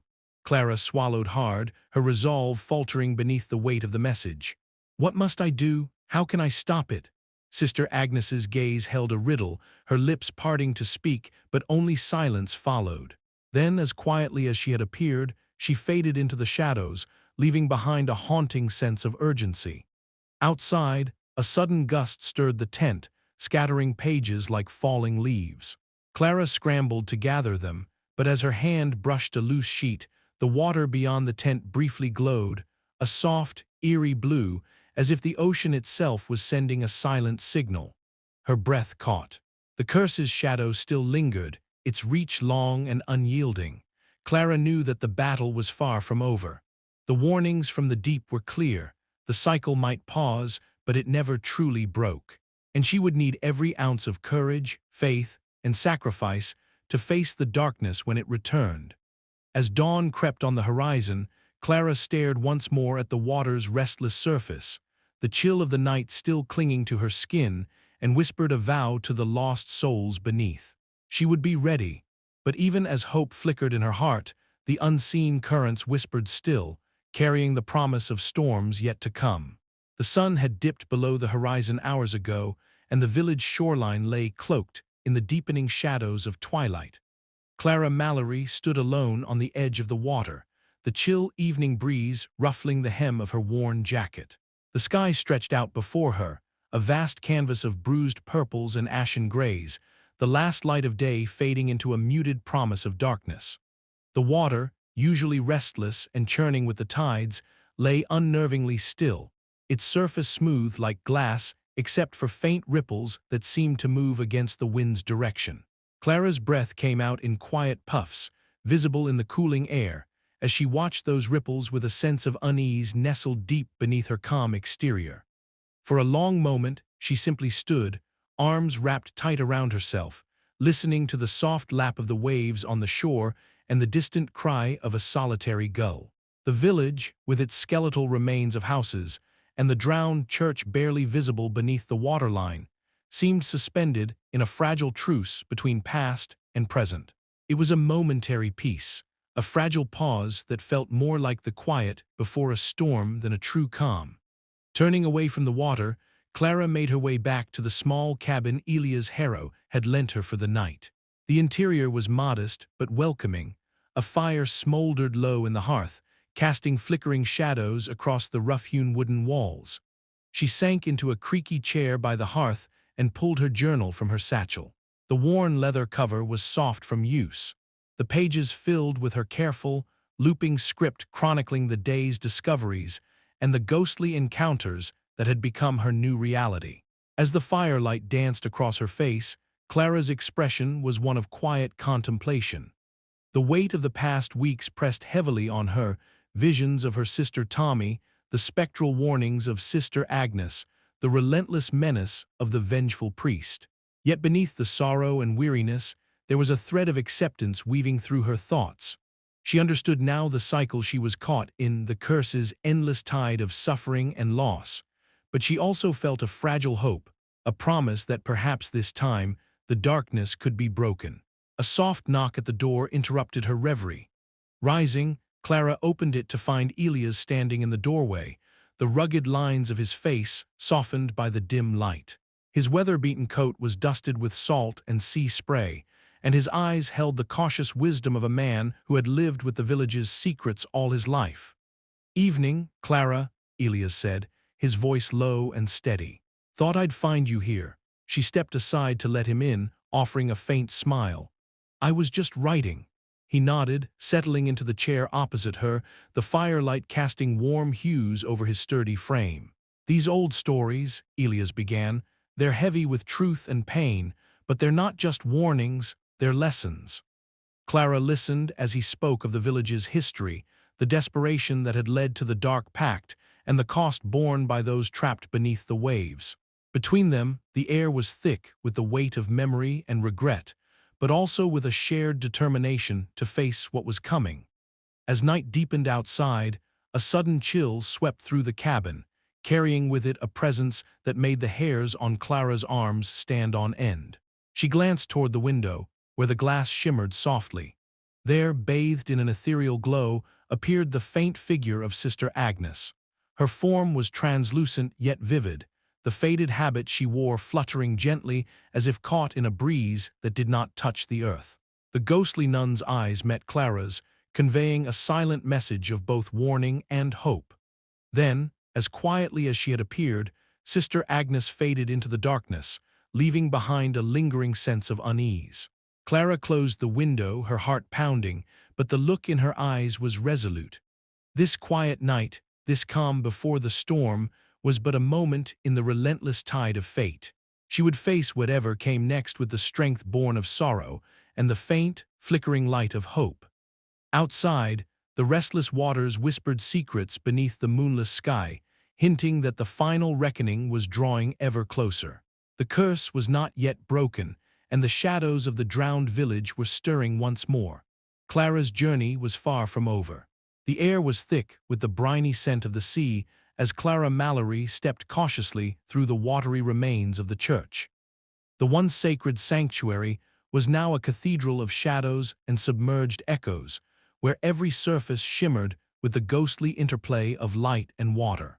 Her clothes clung to her skin, soaked through from the rising waters that lapped against the broken pews and the altar, which still stood defiantly, a relic untouched by time's relentless march. Clara's breath came in shallow gasps, the chill of the flood seeping into her bones. In her hands, she clutched a small bundle, a collection of relics and items she had gathered through her journey.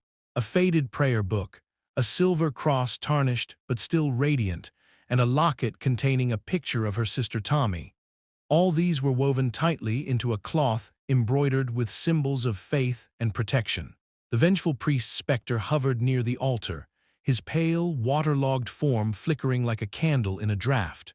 His eyes, glowing faintly with an otherworldly light, fixed upon Clara with a mixture of fury and desperation. He was the embodiment of centuries of corruption, betrayal, and fanaticism, the curse's anchor to this world. Clara's voice was barely more than a whisper as she began the ritual, a final prayer, a plea for forgiveness, a call for redemption. The words felt foreign yet familiar, a bridge between her skepticism and the faith she had come to begrudgingly understand. Each syllable echoed in the watery chamber, rippling through the spectral chill. As she chanted, the waters around her began to glow softly, as if responding to the invocation. The priest's form writhed, his anger palpable, but Clara held firm, her eyes closed and heart steady despite the fear that gripped her. She felt the presence of Sister Agnes beside her, an ethereal comfort, a reminder of lost faith and enduring hope. The nun's serene face was a beacon amid the darkness, a silent encouragement to persevere. Suddenly, the waters surged, swirling with unnatural force. Clara was caught in the vortex, but she did not resist. Instead, she surrendered to the current, allowing herself to be carried by the tide of fate. The priest's scream echoed, a sound of rage and despair that faded into a mournful wail. Then, silence. The village, long submerged beneath the sea, began to sink once more, the skeletal structures disappearing beneath the waves. Yet, as the last vestiges of the drowned church slipped below the surface, the spirits that had haunted its halls found peace, their anguished faces softening, their forms dissolving like mist in the morning sun. Clara emerged from the water on the shore, coughing and shivering but alive. Elias Harrow stood nearby, his weather-beaten face etched with relief and concern. "Is it over?" he asked quietly. Clara looked back toward the sea, the moonlight casting silver paths across the restless waves. "For now," she replied, "but some shadows never fully fade."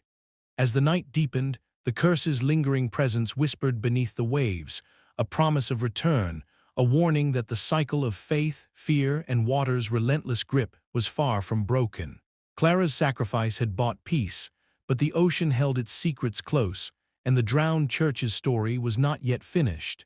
With a heavy heart and a cautious hope, Clara turned away from the shore, the weight of memory and the burden of the past settling upon her shoulders.